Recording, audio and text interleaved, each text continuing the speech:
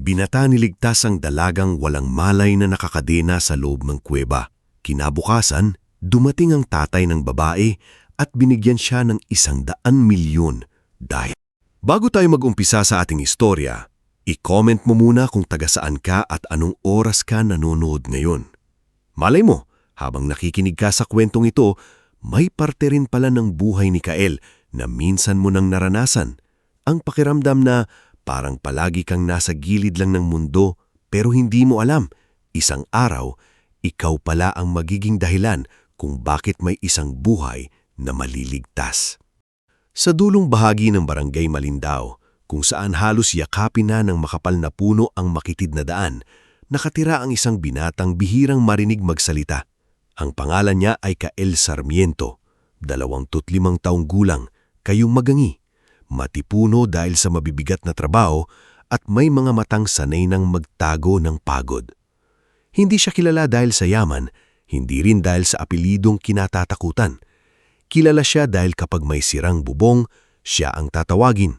Kapag may bumagsak na puno sa daan, siya ang unang hahawak ng itak. Kapag may matatandang kailangang buhatin sa health center, siya ang hindi tumatanggi kahit wala siyang makuhang bayad. Pero sa likod ng kabutihan ni Kael, may sugat na matagal na niyang dinadala. Noong 7 taong gulang siya, namatay ang kanyang ama sa isang aksidente sa minahan. Isang gabi lang, biglang nag-iba ang takbo ng buhay nila. Ang dating maliit nilang bahay na puno ng tawanan ay napalitan ng katahimikan at utang. Ang kanyang ina naman, si Marina, ay hindi kinaya ang bigat ng buhay. Isang umaga, nagising si Kael na wala na ito. Naiwan lamang sa lamesa ang isang lumang panyo at 3 salita na nakasulat sa punit na papel. Patawarin mo ako. Mula noon, natutunan ni Kael na huwag umasa ng sobra sa kahit kanino. Mabuti na lamang at may isang matandang babae sa baryo na hindi nagdalamang isip kupkupin siya. Si Lola Sionia. Hindi ka dugo, hindi ka mag-anak, pero higit pa sa pamilya kong magmahal. Maliit lang ang kubo nito, butas ang ilang bahagi ng bubong, at madalas ay lugaw lang ang pagkain nila sa gabi. Pero doon, unang natutunan ni Kael na hindi nasusukat sa laki ng bahay ang tunay na tahanan. Kael, sabi ni Lola Sionia isang maulan na umaga habang pinipisil ang basang damit sa palanggana.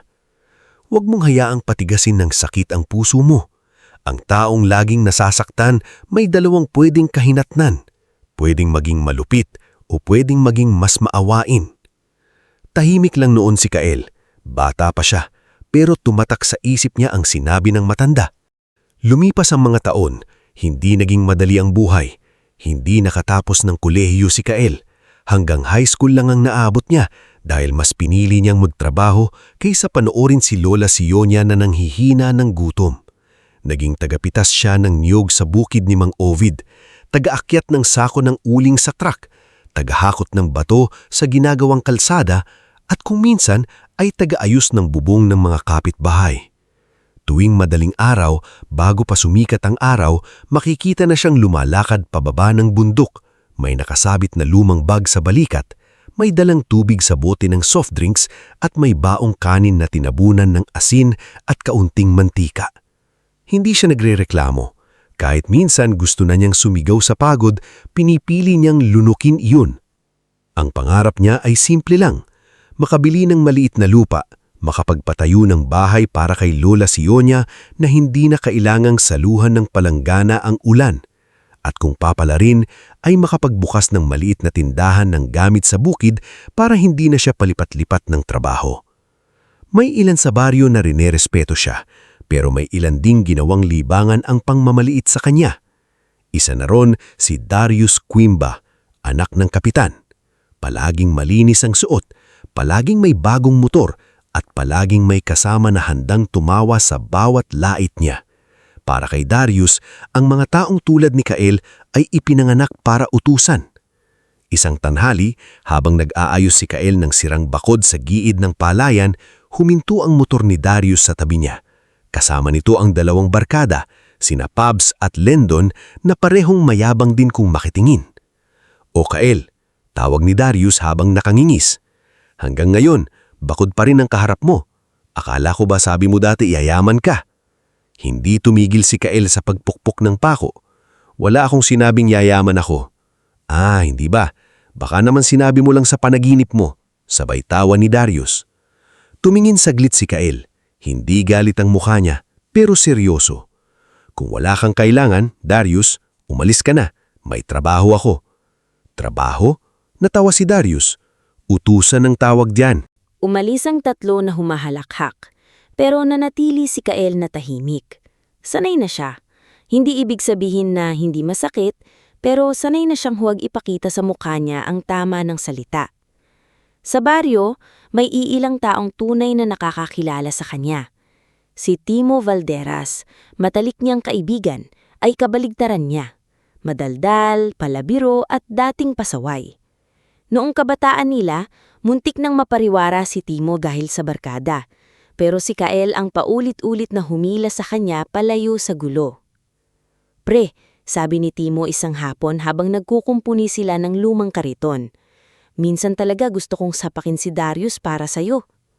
"Huwag," sagot ni Kael. "Bakit? Takot ka?" "Hindi. Sayong oras." Napakamot si Timo.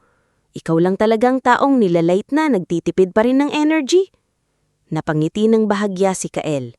Bihira siyang ngumiti, kaya kapag nangyayari yon, alam ni Timo na kahit paano ay gumaan ng loob niya. Mayroon ding si Aling Marnie, ang may-ari ng maliit na karinderya sa tapat ng terminal ng tricycle.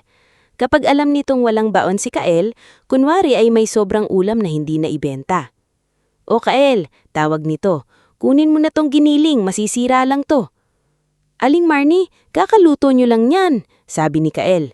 "Ay marunong ka pa sa akin, sabi ng masisira, dalin mo na kay Seyonya." Alam ni Kael na palusot lang iyon, pero tinatanggap niya dahil alam din niyang masasaktan ng matanda kapag tinanggihan niya.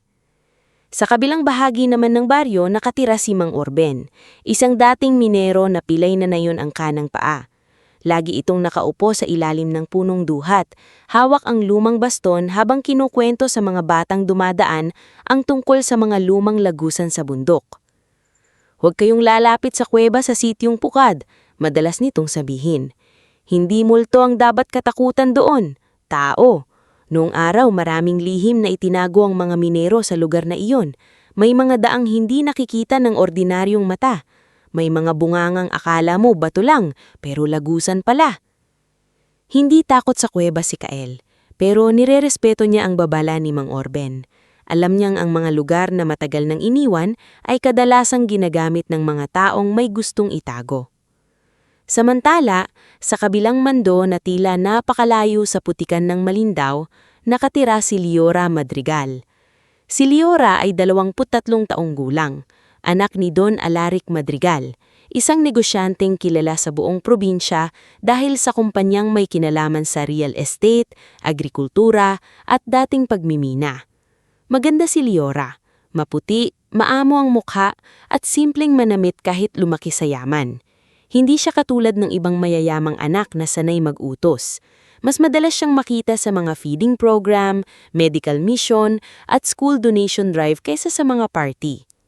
Iyon ay dahil sa kanyang ina, na si Doña Isabel, na namatay sa sakit noong 16 si Liora. Bago ito pumanaw, paulit-ulit nitong ipinaalala sa anak na ang yaman ay hindi dapat gawing pader laban sa mahihirap, kundi tulay para makatulong sa kanila. Ngunit hindi payapa ang buhay ni Liora sa loob ng mansyon.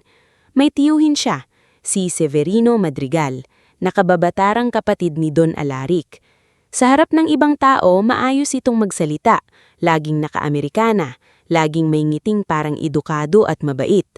Pero sa loob ng pamilya, alam ni Liora na may lamig ang mga mata nito. May ambisyon itong hindi kayang itago. Lalo pang lumala ang tensyon nang malaman ni Liora na may ilang lupain ang iniwan ng kanyang ina sa kanyang pangalan. Mga lupain sa paligid ng bundok ng Malindaw. Gusto ni Liora na gawing protected area ang ilang bahagi nito dahil sa mga pamilyang naapektuhan noon ng lumang pagmimina. Pero para kay Severino, sayang ang lupa kung hindi pagkakakitaan. "Liora," sabi ni Severino minsan sa hapag ng kainan, habang mahinahong hinihiwa ang karne sa plato.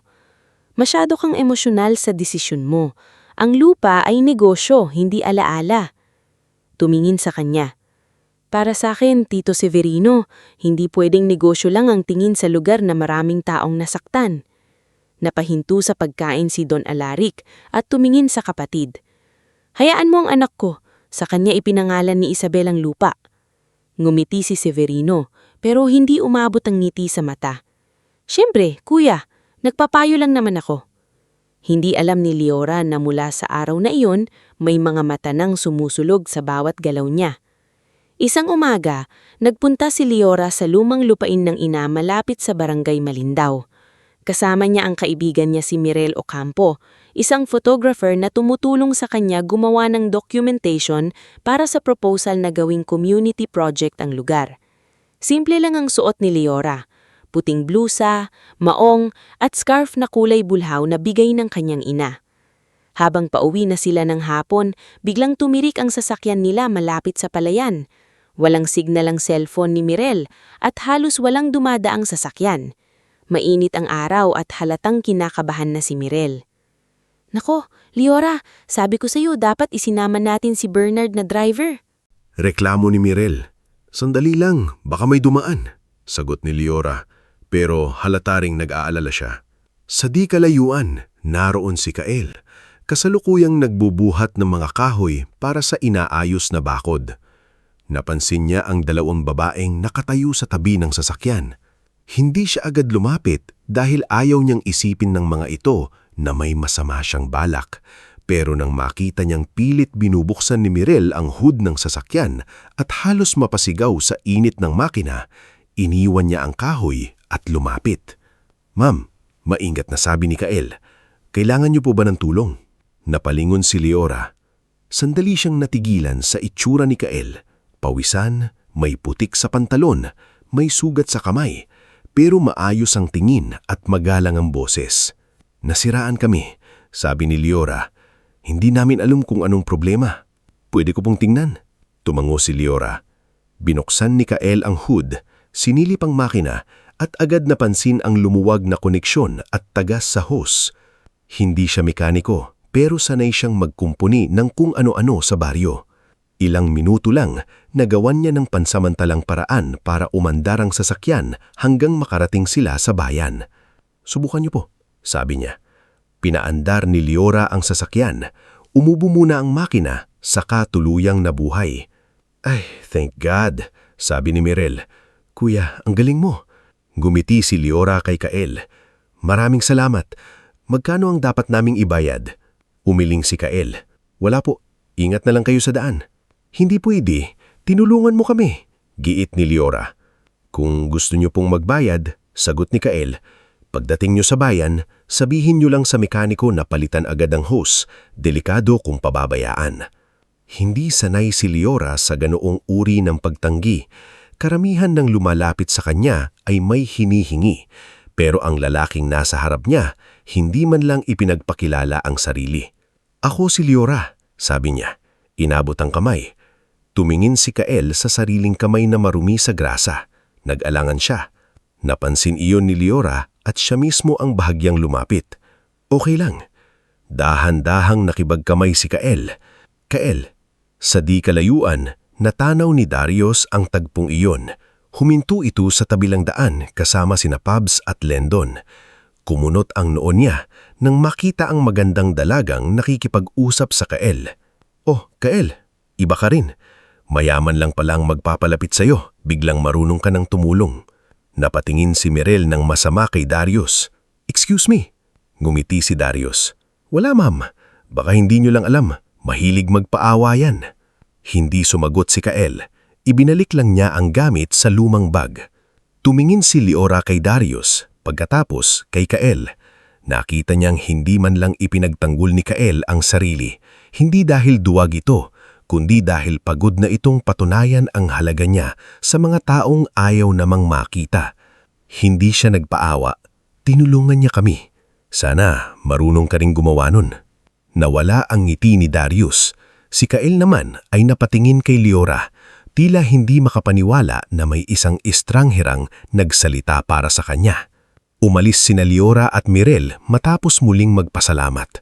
Habang papalayo ang sasakyan, naiwan si Kael sa gilid ng daan, hawak ang bag at may kakaibang bigat sa dibdib. Hindi niya alam kung bakit tumatak sa kanya ang tingin ni Liora. Siguro dahil sa unang pagkakataon sa matagal na panahon ay may taong hindi siya tinignan bilang utusan. Kinabukasan, maaga pa lang ay kakaiba na ang ingay sa baryo. May mga pulis sa kalsada, may mga sasakyang itim na dumaan patungo sa lumang hasyenda. May mga taong nag-uusap-usapan sa harap ng tindahan ni Aling Marnie. Nawawala raw ang anak ni Don Alaric. Si Liora Madrigal, yung magandang dalagang tumutulong sa medical mission? Oo, natagpuan daw ang sasakyan sa may lumang daan. Bukas ang pinto, wala siya. Napahinto si Kael sa pagbili ng pandesal. Nanlamig ang batok niya. Lumapit si Timo na halos hingalin. Pre, hinahanap ka ng ilang tao ni Kapitan. May nagsabi raw kay ikaw ang huling lalaking nakausap nung dalagang kahapon. Kumunot ang noo ni Kael. Tinulungan ko lang sila sa sasakyan. Alam ko, pero alam mo naman dito, kapag mahirap ka, madali kang pagbintangan. Maya-maya, dumating si Darius kasama ang Kapitan at 2 tanod. May kakaibang sigla sa mukha ni Darius na parang hinihintay niya ang pagkakataong ito. Ikaw, Kael, sabi ni Kapitan Quimba, kailangan mong sumama sa barangay hall. May magtatanong sa'yo. Bakit po? Tanong ni Kael. Sumamat si Darius. Huwag ka nang magmalinis. Ikaw ang nakita nilang kausap nung babae bago nawala. Malay ba namin kung ano talagang ginawa mo? Nagalit si Timo. Huy, Darius, alam mong hindi gagawin ni Kael yan. Paano mo alam? Hamon ni Darius. Dahil kaibigan mo? Tahimik si Kael, pero mabilis ang isip niya. Naalala niya ang sasakyan ni Liora, ang daan, ang putik sa gulong, ang kakaibang tela na nakita niya kahapon malapit sa gilid ng damuhan habang pauwi siya. Bughaw, kapareho ng scarf ni Liora. Bigla rin niyang naalala ang sinabi ni Mang Orben tungkol sa sitio Pugad. May mga daang hindi nakikita ng ordinaryong mata. Tumingin si Kael sa direksyon ng bundok.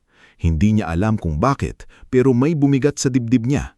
Parang may kung anong humihila sa kanya papunta roon. Kael, mahinang sabi ni Timo, anong inihisip mo? Hindi agad sumagot si Kael. Sa isip niya, malinaw ang mukha ni Liora nung nagpasalamat ito. Ang boses nitong mahinahon, ang paraan ng pagtatanggol nito sa kanya kahit hindi naman sila magkakilala. Kung siya ang nawawala, siguro walang mayamang magpapahanap sa kanya. Walang convoy, walang balita. Pero alam niya ang pakiramdam ng maiwan. At kung may pagkakataong may taong hinihintay ng saklolo, hindi niya kayang talikuran iyon. May nakita akong bakas kahapon, malapit sa daan papuntang sitio Pugad. Nanlaki ang mata ni Timo. Pre, hindi ka seryoso. Yung kuweba? Narinig ito ni Mang Orben na papalapit gamit ang baston. Maputla ang mukha ng matanda. Kung doon siya dinala, sabi ni Mang Orben, hindi dapat mag-isa ang pupunta. Wala na tayong oras, sagot ni Kael. Hinawakan ni Lola Sonia ang braso niya. Hindi nito pinigilan agad pero nanginginig ang kamay. Anak, bulong nito, alam kong mabuti ang puso mo, pero tandaan mo, hindi lahat ng inililigtas ay madaling abutin. Tumingin si Kael sa matandang nagpalaki sa kanya. Sa mga mata nito, nakita niya ang takot ng isang ina na minsan ang nawalan. Babalik ako sabi niya. Hindi ako papasok ng walang dahilan, pero kung naroroon siya, hindi ko kayang maghintay lang. Kinuha niya ang lumang flashlight, lubid at maliit na itak na ginagamit niya sa bukid.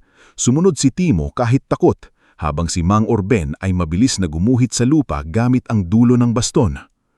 May lumang lagusan sa likod ng malaking bato. Kung may tao sa loob, baka doon mo marinig ang boses. Pero Kael, makinig ka. Kung may makita kang hindi tama, huwag kang magpapakabayani.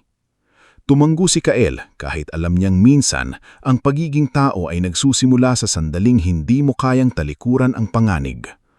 Habang paakyat sila sa masukal na daan patungo sa sitio Pugad, unti-unting kumipal ang ulap sa langit. Ang hangin galing sa bundok ay malamig, may dalang amoy ng basang lupa at lumang bato. Sa bawat hakbang ni Kael, parang bumabalik sa kanya ang lahat ng taon ng pangungutya, gutom at pag-ihisa. Pero sa unang pagkakataon, hindi niya iniisip ang sarili niyang kahirapan. Iniisip niya ang dalagang maaaring nakakulong sa dilim. At bago pa tuluyang lamunin ng masukal na gubat ang kanyang anino, humigpit ang hawak ni Kael sa flashlight at bumulong sa sarili. Konti na lang, kung nandyan ka, ilalabas kita. Bago tayo magpatuloy sa ating istorya, kung ngayon ka palang nakikinig, i-comment mo muna kung taga saan ka at anong oras ka nanonood. Minsan kasi may mga kwentong nagsisimula sa isang simpleng baryo, sa isang ordinaryong binata. Pero habang lumalalim ang gabi, doon lumalabas ang tunay na tapang ng taong akala ng lahat ay walang halaga. Patuloy ang pag-akyat ni Kael sa masukal na daan patungo sa Sitio Pugad. Sa likod niya ay si Timo, hawak ang isa pang maliit na flashlight na hiniram pa nila kay Aling Marnie. Hindi na sumama si Mang Orben dahil hindi na kaya ng pilay nitong paa ang tarik ng bundok. Pero bago sila umalis, paulit-ulit nitong sinabi ang dapat tandaan ni Kael. Kapag naamoy mo ang lumang bakal at langis, malapit ka na sa dating lagusan ng minahan. Pero huwag kang magtitiwala sa unang daan na makikita mo. May mga bahagi roon na guguho kapag naaapakan. Iyon ang paulit-ulit na bumabalik sa isip ni Kael habang tinatahak nila ang daang halos lamunin na ng dama. Hindi na ginagamit ng mga tao, may mga ugat na nakalabas sa lupa, may mga batong madulas dahil sa lumot, at may mga sanga ng puno na tila sinasadyang humarang sa sino mang gustong makapasok. Pre, mahinang tawag ni Timo, habang hinahabol ang hininga. Sigurado ka ba rito? Hindi sa ayaw kong tumulong ha. Pero kung totoo ngang may dumukot sa kanya, ibig sabihin may tao rito. Hindi lang basta kuweba ang papasukin natin. Huminto saglit si Kael at tumingin sa paligid.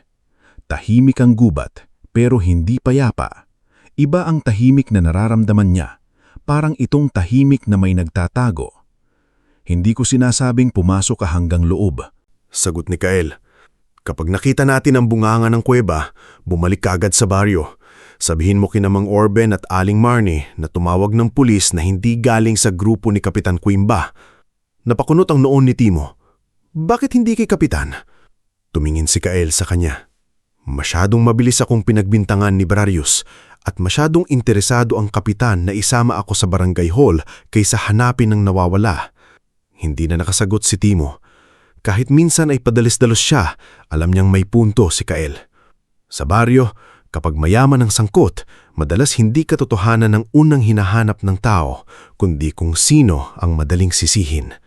Ilang minuto pa silang naglakad hanggang makita ni Kael ang unang palatandaan.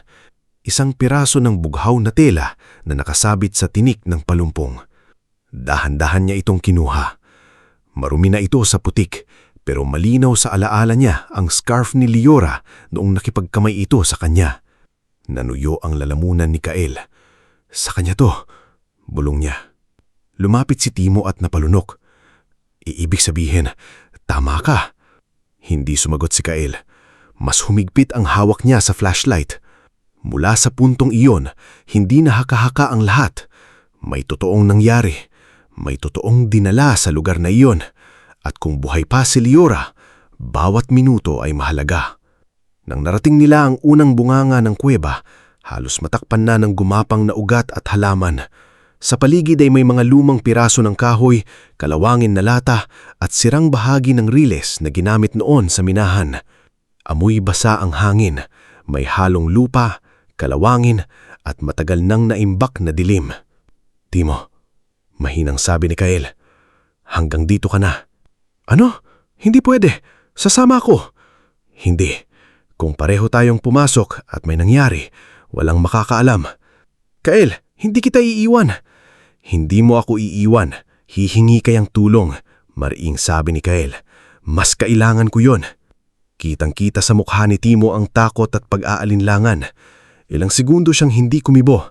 Pagkatapos ay napamura ng mahina dahil alam niyang tama si Kael.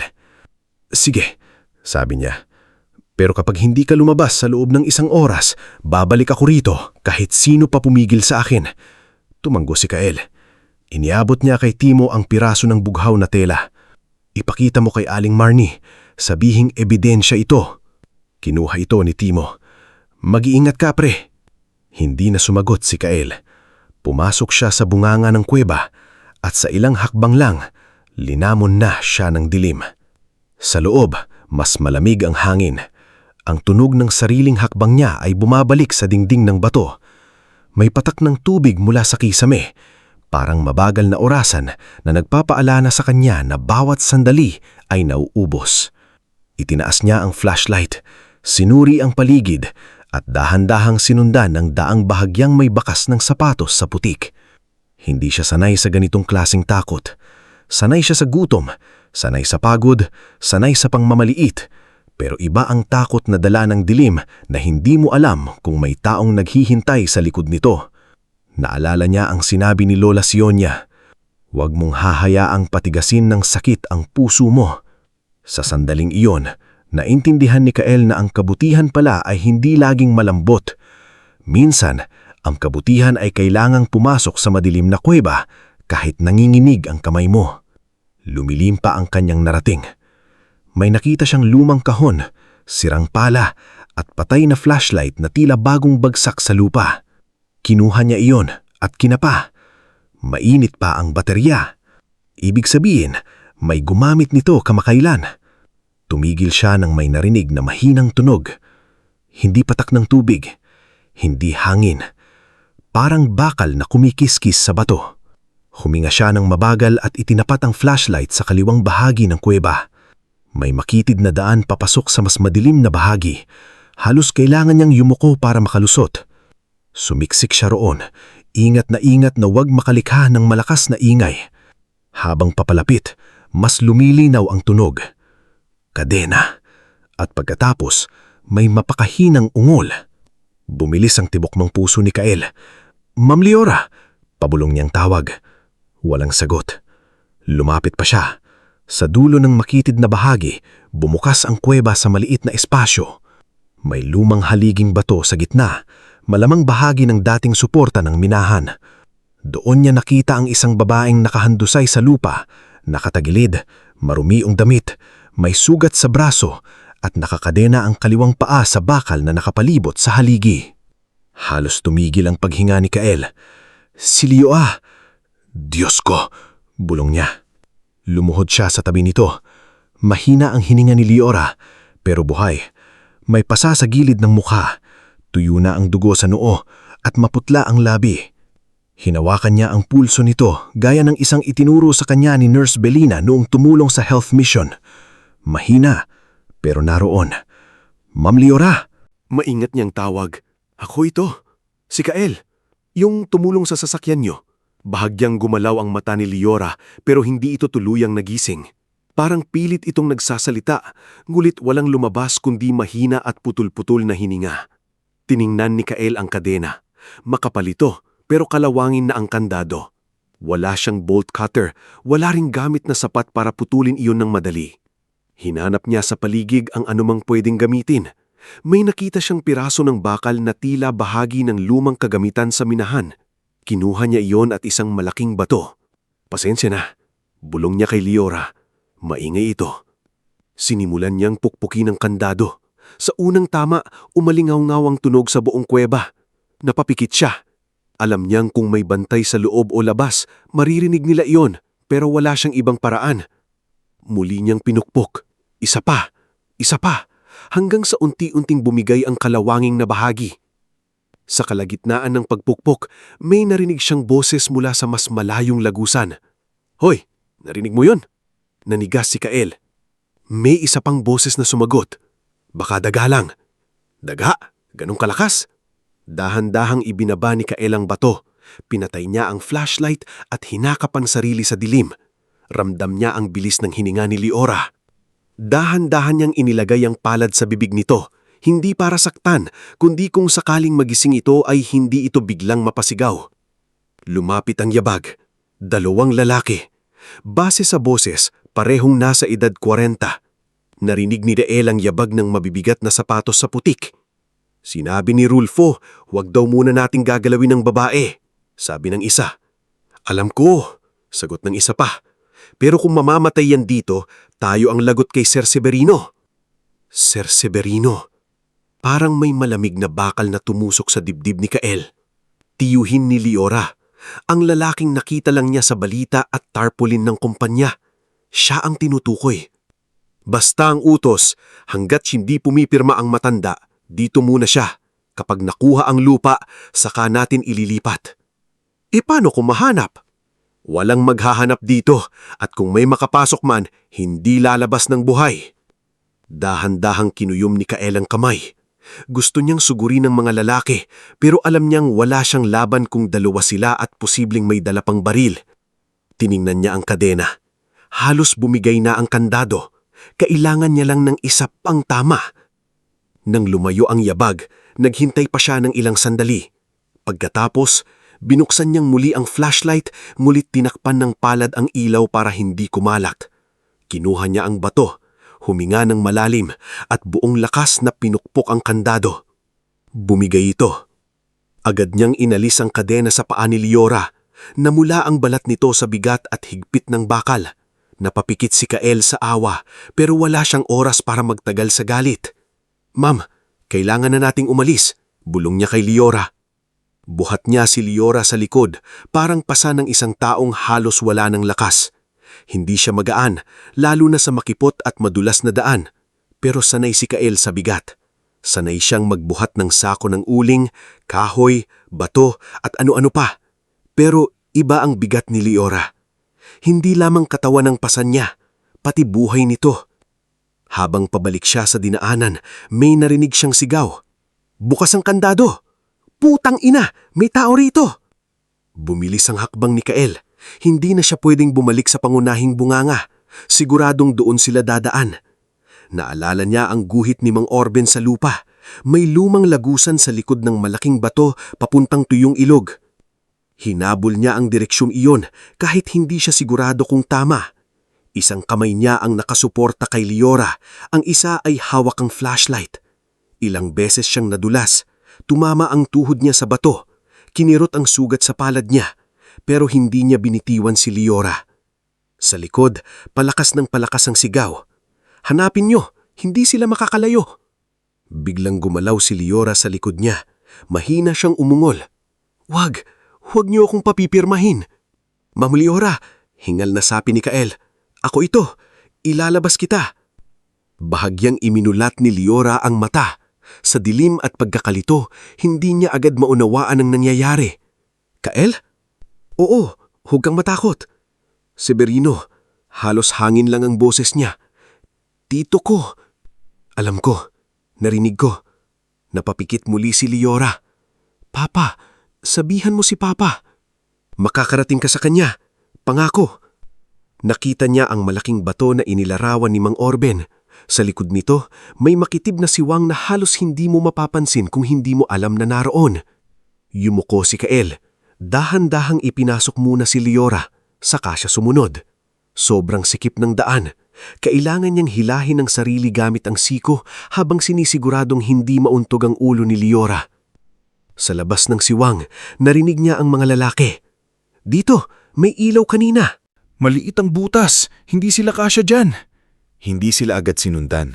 Siguro dahil hindi nila alam na lumalapad ang lagusan sa dulo. Yun ang naging pag-asa ni Kael. Gumapang siya ng gumapang hanggang sa maramdaman niya ang sariwang hangin. May munting liwanag mula sa dulo. Paglabas niya, bumungad ang tuyong bahagi ng ilog sa likod ng bundok. Malayo ito sa pangunahing daan. Halos madapa siya pagkalabas pero napigilan niya ang sarili. Inayos niya si Liora sa kanyang likod at nagsimulang bumaba sa batuhan. Sa di kalayuan, narinig niya ang boses ni Timo. "Kael!" Napaangat ang ulo ni Kael. Naroon si Timo kasama si Aling Marnie, Mang Orben na nakasakay sa kariton at dalawang lalaking dating minero na kapitbahay nila, sina Berto Pailan at Iking Saludes. Mukhang hindi na nakatiis si Timo at bumalik agad dala ang tulong. "Nandito siya!" sigaw ni Timo. Agad silang tumakbo palapit. Si Aling Marnie ay napasapo sa bibig nang makita ang kalagayan ni Liora. "Diyos ko! Ang bata!" "Kailangan niya ng doktor," sabi ni Kael, halos mawalan na ng hininga. "Huwag muna sa barangay hall, baka may kasabwat doon." Tumanggo si Aling Marnie kahit nanginginig. Sa bahay ko muna. Tinawagan ko na si Belina. Papunta na siya. Hindi ko sinabi kahit kanino kung bakit. Tinulungan nila si Kael na isakay si Liora sa kariton na may sapi na kumot. Mang Orbin naman ay nakatingin sa bunganga ng tuyong ilog, maputla ang muka. Sabi ko na, bulong ng matanda. Ginamit nila ang lumang lagusan. Habang bumababa sila pabalik sa baryo, ilang beses lumingon si Kael. Alam niyang hindi pa tapos ang panganib. Nakita niya ang muka ng kasamaan sa boses pa lang ng mga lalaking iyon at ngayon alam niyang may pangalan na ang nasa likod ng lahat, Severino Madrigal. Pagdating sa bahay karinderya ni Aling Marnie, agad nilang sinira ang pinto. Dumating si Nurse Belina Cordero, nakasuot pa ng simpleng damit pambahay, dala ang medical kit. Hindi na siya nagtanong ng marami. Nang makita niya si Liora, agad siyang kumilos. May dehydration siya, may sugat sa braso, pasa sa muka at mukhang nauntog, sabi ni Belina. Kailangan ng ospital, pero kailangan din nating sigurahin na ligtas siya habang dinadala roon. May tumawag na ba sa tatay niya? Tanong ni Timo. Ako ang tatawag, sabi ni Aling Marnie. May number ang foundation nila sa lumang poster ng medical mission. Habang ginagamot si Liora, nakaupo si Kael sa sulok, basang-basa sa pawis, may dugo sa tuhod at kamay. Hindi niya halos nararamdaman ng sakit. Nakatingin lang siya kay Liora, sinisigurong humihinga pa ito. Makalipas ang ilang minuto, bahagyang nagmulat ang mata si Liora. Nataranta si Belina at lumapit. Liora, ligtas ka na, nasa barangay Malindaw ka. Gumalaw ang tingin ni Liora hanggang mapunta kay Kael. Mahina ang boses niya pero malinaw ang takot. Si Kael, siya ang nagligtas. Napalunok si Kael. Lumapit siya ng konti. Huwag ka munang magsalita, papunta na ang tulong. Biglang tumulo ang luha ni Liora. Tito Severino, siya. Tumanggo si Kael. Narinig ko. Hindi na nakapagsalita pa si Liora. Muli siyang nawalan ng malay pero mas maayos na ang hininga niya kaysa kanina.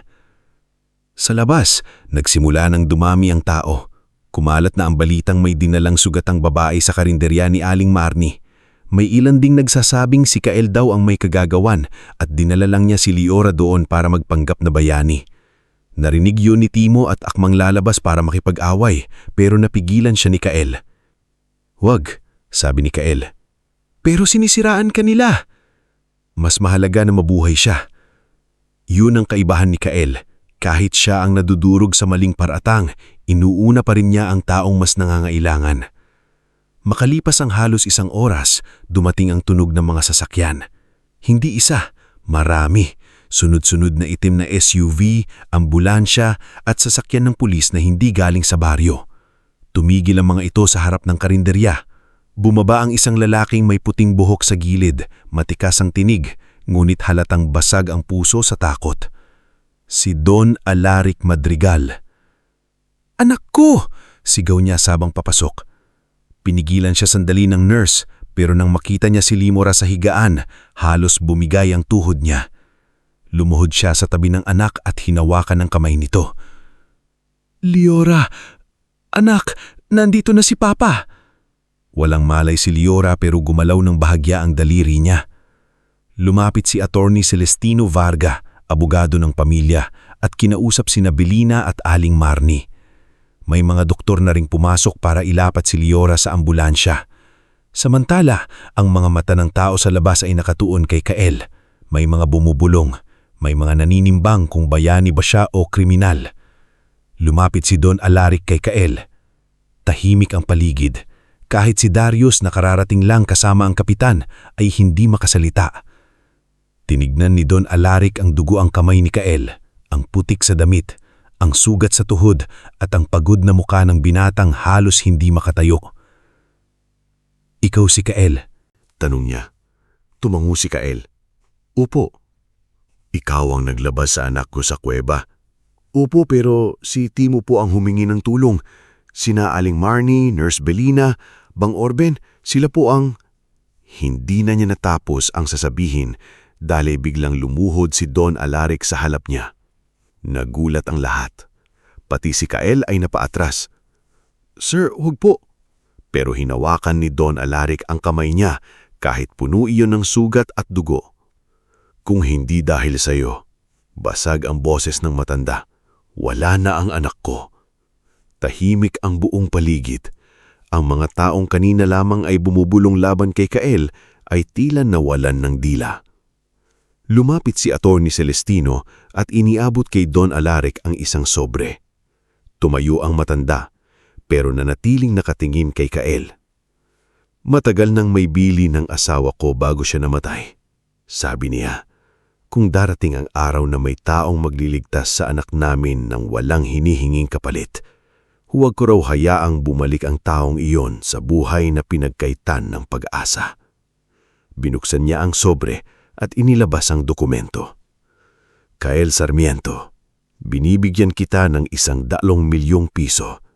Hindi ito bayad sa buhay ng anak ko dahil walang halaga ang kayang tumumbas doon. Ito ay pagkakataon para sa buhay na matagal nang ipinagkait sa iyo. Napasinghap ang mga tao. Si Darius ay namutla. Si Kapitan Quimba ay hindi makatingin ng diretsyo. Si Timo naman ay napanganga, parang nakakita ng multo. Pero si Kael, sa halip na tumingin sa dokumento, ay tumingin sa ambulansyang kinalalagyan ni Liora. Sir, mahina niyang sabi, salamat po pero ligtas na po ba talaga siya? Napuno ng luha ang mga mata ni Don Alaric. Sa dami ng taong lumapit sa kanya dahil sa pera, ngayon lang siya nakakita ng taong inaalok na ng yaman pero ang unang tanong pa rin ay tungkol sa kaligtasan ng anak niya. Hindi ko pa alam, pero dahil sa iyo, may pagkakataon siyang mabuhay. Habang umaandar palayo ang ambulansya, nakatayo si Kael sa gitna ng baryo. Marumi, sugatan, at pagod. Sa paligid niya ay ang mga matang dati siyang minamaliit ay ngayon ay puno ng gulat at hiya. Mumit sa dibdib ni Kael, hindi yaman ang unang naramdaman niya, kundi ang bigat ng isang katotohanang alam niyang magbabago sa lahat. Dahil nailigtas niya si Liora, pero nabuksan din niya ang pintuan ng isang laban na mas malalim pa kaysa sa dilim ng kuweba. Bago tayo magpatuloy sa ating istorya, i-comment po muna kung taga saan ka at anong oras ka nanonood ngayon. Dahil sa parting ito, dito natin makikita na hindi pala laging masaya ang biglang pagbabago ng buhay. Minsan, kapag isang taong matagal nang tinatapakan ay biglang binigyan ng pagkakataon bumangon, doon lalong susubukin kung sino talaga siya at kung sino ang totoong kakampi niya. Nanatiling nakatayo si Kael Sarmiento sa gitna ng barangay Malindaw kahit matagal nang nakaalis ang ambulansya na nagdala kay Liora Madrigal. Sa paligid niya, unti-unti nang lumalakas ang bulungan ng mga tao. Kanina lang, may ilan sa kanila ang handang maniwalang siya ang dumukot sa dalaga. Ngayon, natapos lumuhod si Don Alaric Madrigal sa harap niya at ialok sa kanya ang 100,000 piso, tila nagbago ang anyo ng mundo. Ang mga matang dati ay puno ng pangmamaliit ay biglang naging mausisa. Ang mga taong hindi siya binabati noon ay biglang gustong lumapit. Ang mga kapitbahay na minsan ay hinahayaan lang siyang kumain ng asin at kanin ay nag-uumpisa ng sasabihin na, matagal na naming alam na bait yan si Kael. Pero hindi gumaan ang dibdib ni Kael. Sa halip ay mas lalo itong bumigat. Hawak niya ang sobre na ibinigay ni Don Alaric, pero parang hindi niya alam kung paano ito titingnan. Para sa ibang tao, papel iyon nakatumbas ng bagong buhay. Para kay Kael, parang mabigat na bato na biglang ipinapasan sa kanya. Hindi siya pumasok sa kuweba para yumaman. Hindi niya binuhat si Liora palabas ng dilim para magkaroon ng gantimpala. Ginawa niya iyon dahil may taong nanghihingi ng tulong at hindi niya kayang talikuran. Lumapit si Timo sa kanya. Halos hindi pa rin makapaniwala. Pre, alam mo ba kung gaano kalaki ang 100 milyon? Hindi sumagot si Kael. Kael, dagdag ni Timo, kahit bilangin natin hanggang bukas, hindi natin maiintindihan yan. Napatingin si Kael sa kanya. Hindi ko alam kung dapat kong tanggapin. Napanganga si Timo. Ha? Pre, Hindi ito 500 piso na napulot sa kalsada. 100 milyon yan. Binigay mismo ng ama ng babaeng iniligtas mo. Baka isipin ng sao ginamit ko ang nangyari. Hayaan mo silang mag-isip. Madali mong sabihin yan. Tumahimik si Timo. Alam niyang kahit may pagkakataon ng yumaman si Kael, dala pa rin nito ang ugaling ilang taon nitong hinubog sa kahirapan. Ang takot na baka bawat biyaya ay may kapalit na kahihiyan. Pumasok si Kael sa karinderya ni Aling Marnie kung saan pansamantalang nakaupo si Lola Sionia. Nanginginig pa rin ang matanda matapos malaman ang nangyari sa kuweba. Nang makita si Kael na sugatan ng kamay at may galo sa puhod, agad itong tumayo kahit hirap. "Anak," sabi ni Lola Sionia, hinawakan ang mukha niya. "Salamat at buhay kang bumalik." Doon lamang parang bumigay ang lakas ni Kael. Umupo siya sa bangko at napayuko. Hindi siya umiyak, pero ang bigat sa balikat niya ay halang halata. "La," mahina niyang sabi, "binigyan nila ako ng pera." Narinig ko.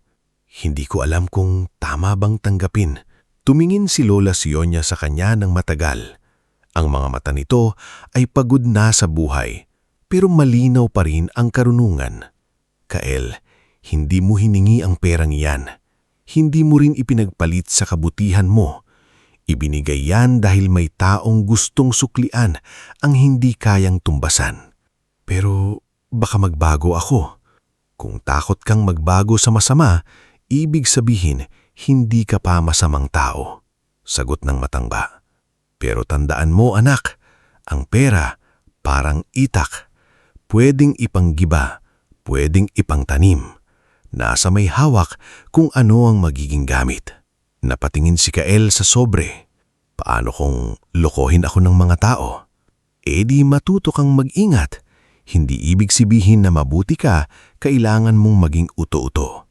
Napangiti ng bahagya si Aling Marnie na nakikinig mula sa kusina. "Tama si Naisio niya, at kung may magtatangkang manloko sa iyo, sabihin mo sa akin, papakainin ko ng sunog na adobo." Sa unang pagkakataon mula nang nakalabas siya sa kuweba, bahagyang natawa si Kael. Maikli lang pero sapat para mabawasan ang bigat ng gabi. Kinagabihan, dinala si Kael sa Provincial Hospital para gamutin ang sugat niya at kunan ng opisyal na salaysay. Naroon din si Attorney Celestino Varga, ang abogado ng pamilya Madrigal. Maayos itong magsalita, may salamin at halatang sanay sa mga masilimuot na usapin. Hindi katulad ng ibang mayayamang taong nakilala ni Kael, hindi ito mapagmataas. "Kael," sabi ni Attorney Celestino habang nakaupo sila sa isang tahimik na silid ng ospital. "Alam kong mabigat ang nangyari, pero kailangan nating ayusin ng lahat ng tama.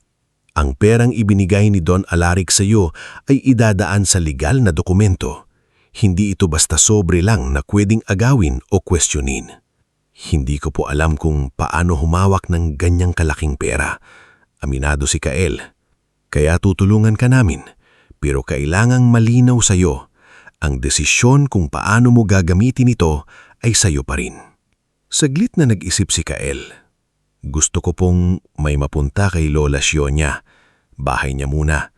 Tapos kay Aling Marnie kasi matagal na niya akong pinakain kahit wala akong pambayad. Kay Timo rin, gusto kong magkaroon siya ng matinong kabuhayan. At kung pwede, gusto kong may pondo para sa mga batang hindi makapag-aral sa Malindaw." Napatingin si Attorney Celestino sa kanya. "Hindi mo pa man hawak ang pera, inuuna mo na ang iba." "Hindi naman po sa ganon. Sila lang ang dahilan kung bakit nakatayo pa ako hanggang ngayon." Tumanggo ang abogado. Tila mas lalo niyang nauunawaan kung bakit ganoon ang tiwala ni Don Alaric sa binata. Samantala, sa kabilang bahagi ng ospital, nakahiga si Leora Madrigal. May swero siya, may benda ang braso at may maliit na pasa pa rin sa gilid ng mukha. Hindi pa siya tuluyang malakas pero nagigising na siya paminsan-minsan. Sa tabi niya, hindi umaalis si Don Alaric. Ang lalaking kilala ng marami bilang matatag na negosyante ay nagmistilang ama lamang na muntik nang mawalan ng anak. "Papa," mahina niyang tawag. Agad lumapit si Don Alaric. Anak, nandito ako. Si Kael. Buhay ba siya? Napaluha si Don Alaric. Oo, buhay siya. Siya ang nagligtas sa'yo. Napapikit si Liora. Sa utak niya, pira-piraso pa ang alaala. Ang sasakyan na hinarang sa daan, ang kamay na humila sa kanya, ang amoy ng basang lupa, ang boses ng tiyo niyang si Severino, ang lamig ng kadena sa paa, at ang huling boses na narinig niya bago siya nawalan ng malay. Ang boses ni Kael na nangangakong ilalabas siya. Papa, nanginginig niyang sabi. Si Tito Severino, siya ang nasa likod. Nanigas ang mukha ni Don Alaric. Kahit may hinala na siya, iba pa rin ang marinig yun mula sa sariling anak. Sigurado ka, tumulo ang luha ni Liora. Narinig ko siya, pinapapirma ako. Gusto nila ang lupa ni Mama. Hindi agad nakapagsalita si Don Alaric. Ang sakit ng pagtataksil ay mas mabigat dahil kadugo ang gumawa. Ngunit mas nanaig sa kanya ang pangangailanang ng protektahan ang anak. Mariin niyang sabi, pangako. Kinabukasan, dinalaw ni Kael si Liora sa ospital. Hindi siya pumasok na parang bayani. Sa katunayan, ilang minuto siyang nakatayo sa labas ng silid, nag-aalangan kung dapat ba siyang pumasok. Nakasuot siya ng hiniram na malinis na polo kay Timo, pero halata pa rin sa tindig niya ang hiya. Si Mirel Ocampo ang nakakita sa kanya sa hallway. Ang dating takot at magulong kaibigan ni Liora ay ngayon mukhang puyat at pagod. Pero nang makita si Kael, agad itong lumapit. Kael! Tumanggo siya. Kumusta po siya? Gising siya. Hinahanap ka niya kanina. Nagulat si Kael. Ako? Oo, pumasok ka. Pagpasok ni Kael, nakita niya si Liora na nakahiga. Maputla pero gising. Nang magtagpo ang kanilang tinig, ilang segundo silang parehong hindi nakapagsalita. Hindi ito katulad ng unang pagkikita nila sa gilid ng kalsada. Noon, simpleng tulong lang sa sirang sasakyan. Ngayon, may dilim ng kuweba, dugo, takot, at utang ng buhay sa pagitan nila. Kael, mahina niyang sabi. Ma'am Liora, sagot niya, halos nakayuko. Kumusta na po kayo? Bahagya siyang ngumiti kahit halatang hina. Buhay. Dahil sa'yo. Dahil din po kina Timo, Aling Marnie, Nurse Belina, Mang Orben. Alam ko, putol ni Liora, pero ikaw ang pumasok sa loob. Hindi nakasagot si Kael. Tumitig si Liora sa kanya at kahit nanginginig ang boses, may katatagan sa mga mata niya. Narinig ko ang sinabi mo, na ilalabas mo ako. Kahit hindi ko alam kung nananaginip lang ako noon, kumapit ako sa boses mo. Napayuko si Kael. Natakot din po ako. Pero hindi ka tumakbo. Hindi ko po kayang iwan kayo. Sa simpleng linyang iyon, napaluha si Liora. Hindi romantikong luha iyon. Luha iyon ng taong nakalabas sa isang bangungot at ngayon pa lamang naiintindihan na may isang estrangherong pumili sa buhay niya kahit wala itong mapapala. Lumipas ang mga araw, lumaki pa ang usapin sa Malindaw. Ang balitang binigyan si Kael ng 100 milyon ay kumalat sa buong probinsya. May mga reporter na gustong makapanayam siya. May mga taong biglang nagpapakilalang kamag-anak niya. May isang lalaking nagpakilalang pinsan daw ng ina niyang si Marina, kahit ni minsan ay hindi ito nagpakita noong bata pa at nagugutom si Kael. Anak, sabi ng lalaki habang nangingiti sa harap ng karinderya. Kamag-anak mo ako, dapat tulungan mo rin kami. Tinignan siya ng matagal ni Kael. Nasaan po kayo noong nilalagnat ako sa bahay ni Lola Sionia at wala kaming pambili ng gamot? Nawala ang ngiti ng lalaki. Hindi ko po sinasabing hindi ako tutulong, pero hindi niyo pwedeng gamitin ang salitang pamilya kung ngayon niyo lang ako naalala. Doon simulang maintindihan ng mga tao na kahit mabait si Kael, hindi siya madaling maloko. Si Darius naman lalo pang nagngingit-ngit. Hindi niya matanggap na ang taong tinatawag niyang utusan ay biglang naging sentro ng atensyon. Sa tindahan, sa kanto, sa tapat ng barangay hall, palihim niyang kinakalat na baka may lihim na kasunduan si Kael at ang pamilya Madrigal. Sino ba namang magbibigay ng 100 milyon ng basta-basta? Sabi ni Darius sa mga tambay. Malay nyo, palabas lang yan. Baka kasabwat talaga siya tapos binayaran para manahimik. Narinig yun ni Timo at muntik na naman sumugod. Pero pinigilan siya ni Aling Marnie. Hayaan mo siya, sabi ng babae. May mga taong kapag hindi kayang umangat, hihilahin pababa ang umaangat. Ngulit kahit hindi pinapatulan ni Kael ang mga chismis, hindi ibig sabihin na hindi siya nasasaktan.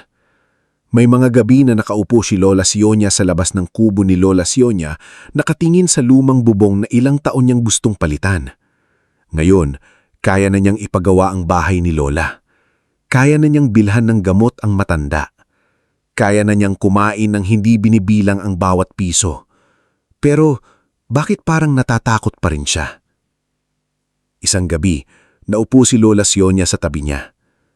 Iniisip mo na naman ang sasabihin ng tao, sabi nito. Sanay akong maliitin la, pero hindi ako sanay na pag-usapan ng lahat. Pareho lang yon, anak. Ingay pa rin. Ang mahalaga, alam mo kung sino ka bago dumating ang pera. Huwag mong kakalimutan yon. Kinabukasan, opisyal nang inayos ni Attorney Celestino ang pondo ni Kael. Hindi lahat ibinigay ng buo sa kamay niya. May trust account, may legal protection, may financial advisor na hindi konektado sa mga taong gustong magsamantala. Sa unang bahagi ng perang nailabas ni Kael, 3 bagay agad ang ginawa niya. Una, pinagawa niya ang bahay ni Lola Sionia. Hindi mansyon, hindi marangya, pero matibay. May aayos na bubong, sariling banyo, maliit na hardin, at silid kung saan hindi napapasok ang ulan. Nang makita ni Lola Sionia ang pundasyon ng bagong bahay, naupo ito sa bato at tahimik na umiyak. La, nag-aalalang sabi ni Kael, bakit kayo umiiyak? Hinawakan ng matanda ang kamay niya. Kasi nung kinuha kita noon, akala ko ako ang magliligtas sa'yo. Hindi ko alam, balang araw, ikaw pala ang magbibigay sa akin ng bahay na hindi ko kailanmang naranasang magkaroon. Ikalawa, tinulungan niya si Timo na magbukas ng maliit na repair shop sa tabi ng palengke. Tinawag nila itong Timo's Gulong at Gamit Repair. Nung una, ayaw tanggapin ni Timo. Pre, sobra naman ito, sabi niya. Baka sabihin ng tao na kinabang ako sa'yo. Matagal ka nang kasama ko bago pa ang pera, sagot ni Kael. Hindi ka na kinabang, tinulungan kitang magsimula. Ikatlo, kinausap niya si Nurse Belina. Nalaman niyang pinagsabihan ito sa ospital dahil tumulong siya kay Liora nang hindi dumaan sa tamang utos ng ilang nakatataas na may koneksyon pala sa kampo ni Severino. Hindi pa siya natatanggal pero pinaparamdam na hindi siya ligtas sa trabaho. Kung gusto niyo po, sabi ni Kael, pwede tayong magtayo ng maliit na klinik dito sa Malindaw. Maraming matanda ang hindi nakakapunta sa bayan dahil pamasahe pa lang wala na. Natigilan si Belina. Kael, alam mo bang malaking responsibilidad yan?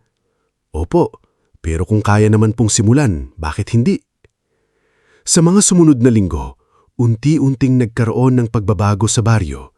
Hindi biglaan, hindi parang himala, pero ramdam. May mga trabahong nabuksan sa pagpapatayo ng bahay at klinik. May mga batang nailista sa scholarship fund. May mga pamilyang nabigyan ng pambili ng gamot, hindi bilang limos, kundi bilang tulong na may ayos na tala para hindi abusuhin. Ngunit, habang bumabangon si Kael, lumalalim naman ang kaso laban kay Severino Madrigal. Sa unang opisyal na salaysay ni Liora, malinaw niyang sinabi na ang tiyohin niya ang nasa likod ng pagdukot.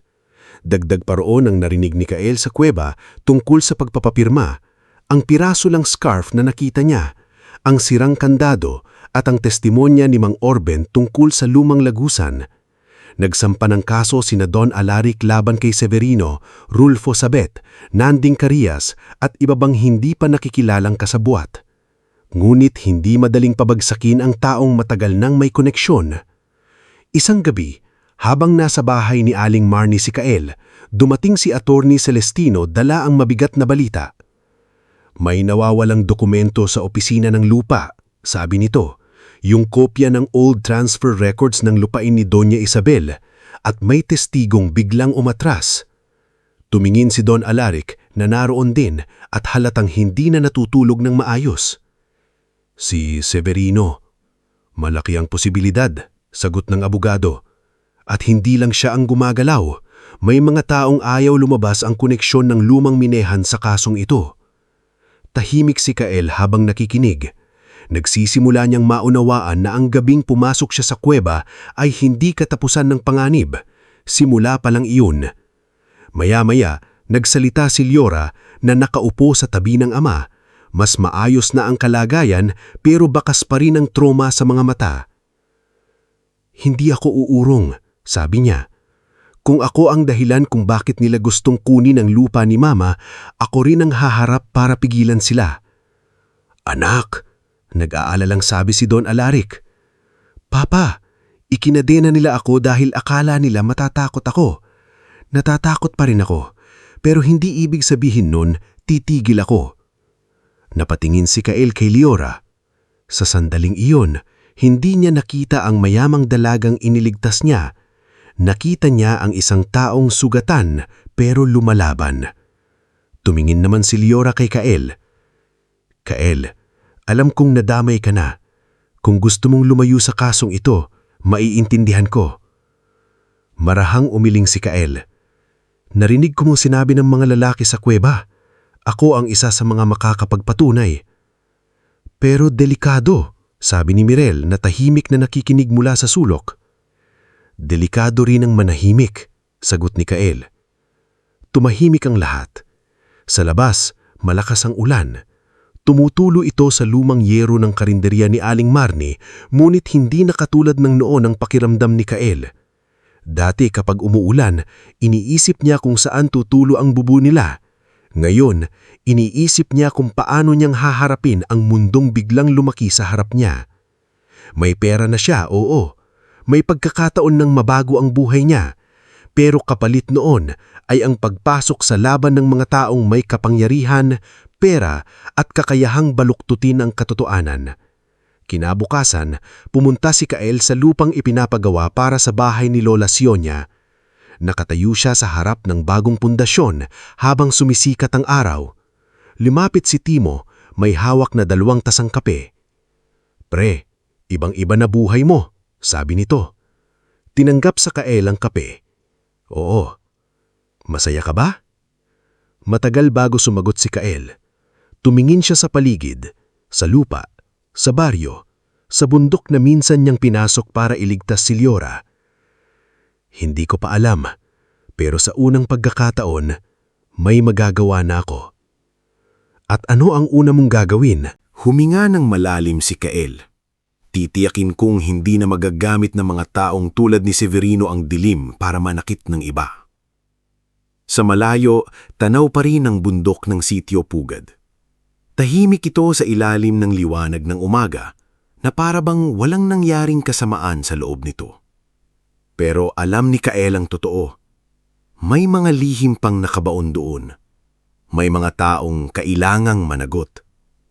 At habang nagsisimula siyang bumangon mula sa kahirapan, nagsisimula rin siyang tanggapin na ang bagong buhay niya ay hindi lamang tungkol sa perang natanggap niya. Tungkol ito sa kung paano niya gagamitin ang pagkakataon iyon para lumaban, tumulong, at patunayang ang dating binatang laging minamaliit ay may lakas palang baguhin ang buhay ng maraming tao. Bago tayo magpatuloy sa ating istorya, i-comment mo muna kung taga-saan ka at anong oras ka nanonood na yon. Dahil sa parting ito, makikita natin na kapag ang isang mahirap na tao ay nagsimulang tumayo para sa katotohanan, hindi lang siya lalaban sa isang kontrabida. Lalaban siya sa tsismis, takot, pera, kapangyarihan, at sa sariling pagdududa kung kaya ba niyang tapusin ang sinimulan niya. Mula sa kinatatayuan ni Kael Sarmiento sa bagong pundasyon ng bahay ni Lola Sionia, tanaw niya ang bundok ng Sitio Pugad. Tahimik ito sa ilalim ng liwanag ng umaga, ngunit para kay Kael, hindi na iyon simpleng bundok. Doon niya natagpuan si Liora Madrigal na nakakadena sa dilim. Doon niya unang narinig ang pangalan ni Severino. At mula nung lumabas siya sa kuweba na pasan ang sugatang dalaga, hindi na bumalik sa dati ang buhay niya. Ngunit hindi pala sapat na iigtas niya si Liora. Hindi pala sapat na buhay ang dalaga. Hindi pala sapat na sinabi ng ama nitong si Don Alaric sa harap ng buong baryo na si Kael ang nagligtas sa kanyang anak. Dahil ang mga taong may kasalanan, kapag naramdaman nilang malapit na silang mabisto, hindi agad sumusuko. Mas lalo silang nagiging mapanganib. Ilang linggo matapos magsampa ng kaso ang pamilya Madrigal kaban kay Severino Madrigal, Rulfo Sabet, Nanding Carias at iba pang kasabwat, biglang kumalat ang mga paninira laban kay Kael. Una, may lumabas na peking post sa social media na may larawan ni Kael habang duguan at putigan noong gabing nailabas niya si Liora. Ang nakasulat sa caption ay, "Ito ba talaga ang bayani o kasabwat sa pagdukot na binayaran para manahimik?" Pagkatapos noon, may lokal na komentarista sa radyo na nagsimulang magtanong kung bakit daw agad binigyan ng 100 milyon si Kael. Hindi ba kayo nagtataka? Isang mahirap na binata biglang nakatanggap ng ganoon kalaking halaga. Baka may alam siyang hindi sinasabi. Baka may kasunduan. Baka ginagamit lang ang salitang bayani para takpan ng mas malalim na usapan. Narinig iyon ni Aling Marnie habang naghihiwa ng sibuyas sa karinderya. Sa sobrang inis, halos mabiyak niya ang sangkalan. Mga walang hiya, bulbul niya. Nung walang pera si Kael, nilait. Ngayon nang may pagkakataon na, pinagdadudahan. Nasa isang sulok si Kael, tahimik na umiinom ng kape. Hindi siya kumikibo, pero halata sa mga mata niya ang bigat ng naririnig. Sa labas ng karinderya, may ilang taong dumadaan na biglang bumabagal ang hakbang para silipin siya. May iba namang nagbubulbulan na parabang hindi niya naririnig. Siya raw talaga ang unang nakakita sa Liora. Baka nga alam niya kung saan dinala kaya niya nahanap. Pero bakit siya bibigyan ng ganoong kalaki kung wala siyang tinatago? Dahan-dahang ibinaba ni Kael ang tasa. Nakita iyon ni Timo na abala sa pag-aayos ng gulong sa bagong bukas niyang repair shop sa tabi ng karinderya. Agad siyang lumapit. "Pre, sabihin mo lang. Sabihin mo lang, lalabas ako at kakausapin ko sila."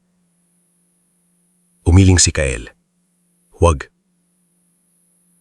Hanggang kailan mo hahayaang yurakan ka?" "Hanggang lumabas ang totoo." Habang naghihintay tayo sa totoo, sinisira nila pangalan mo." Tumingin si Kael kay Timo. Pagod ang mukha niya, ngunit kalmado ang boses.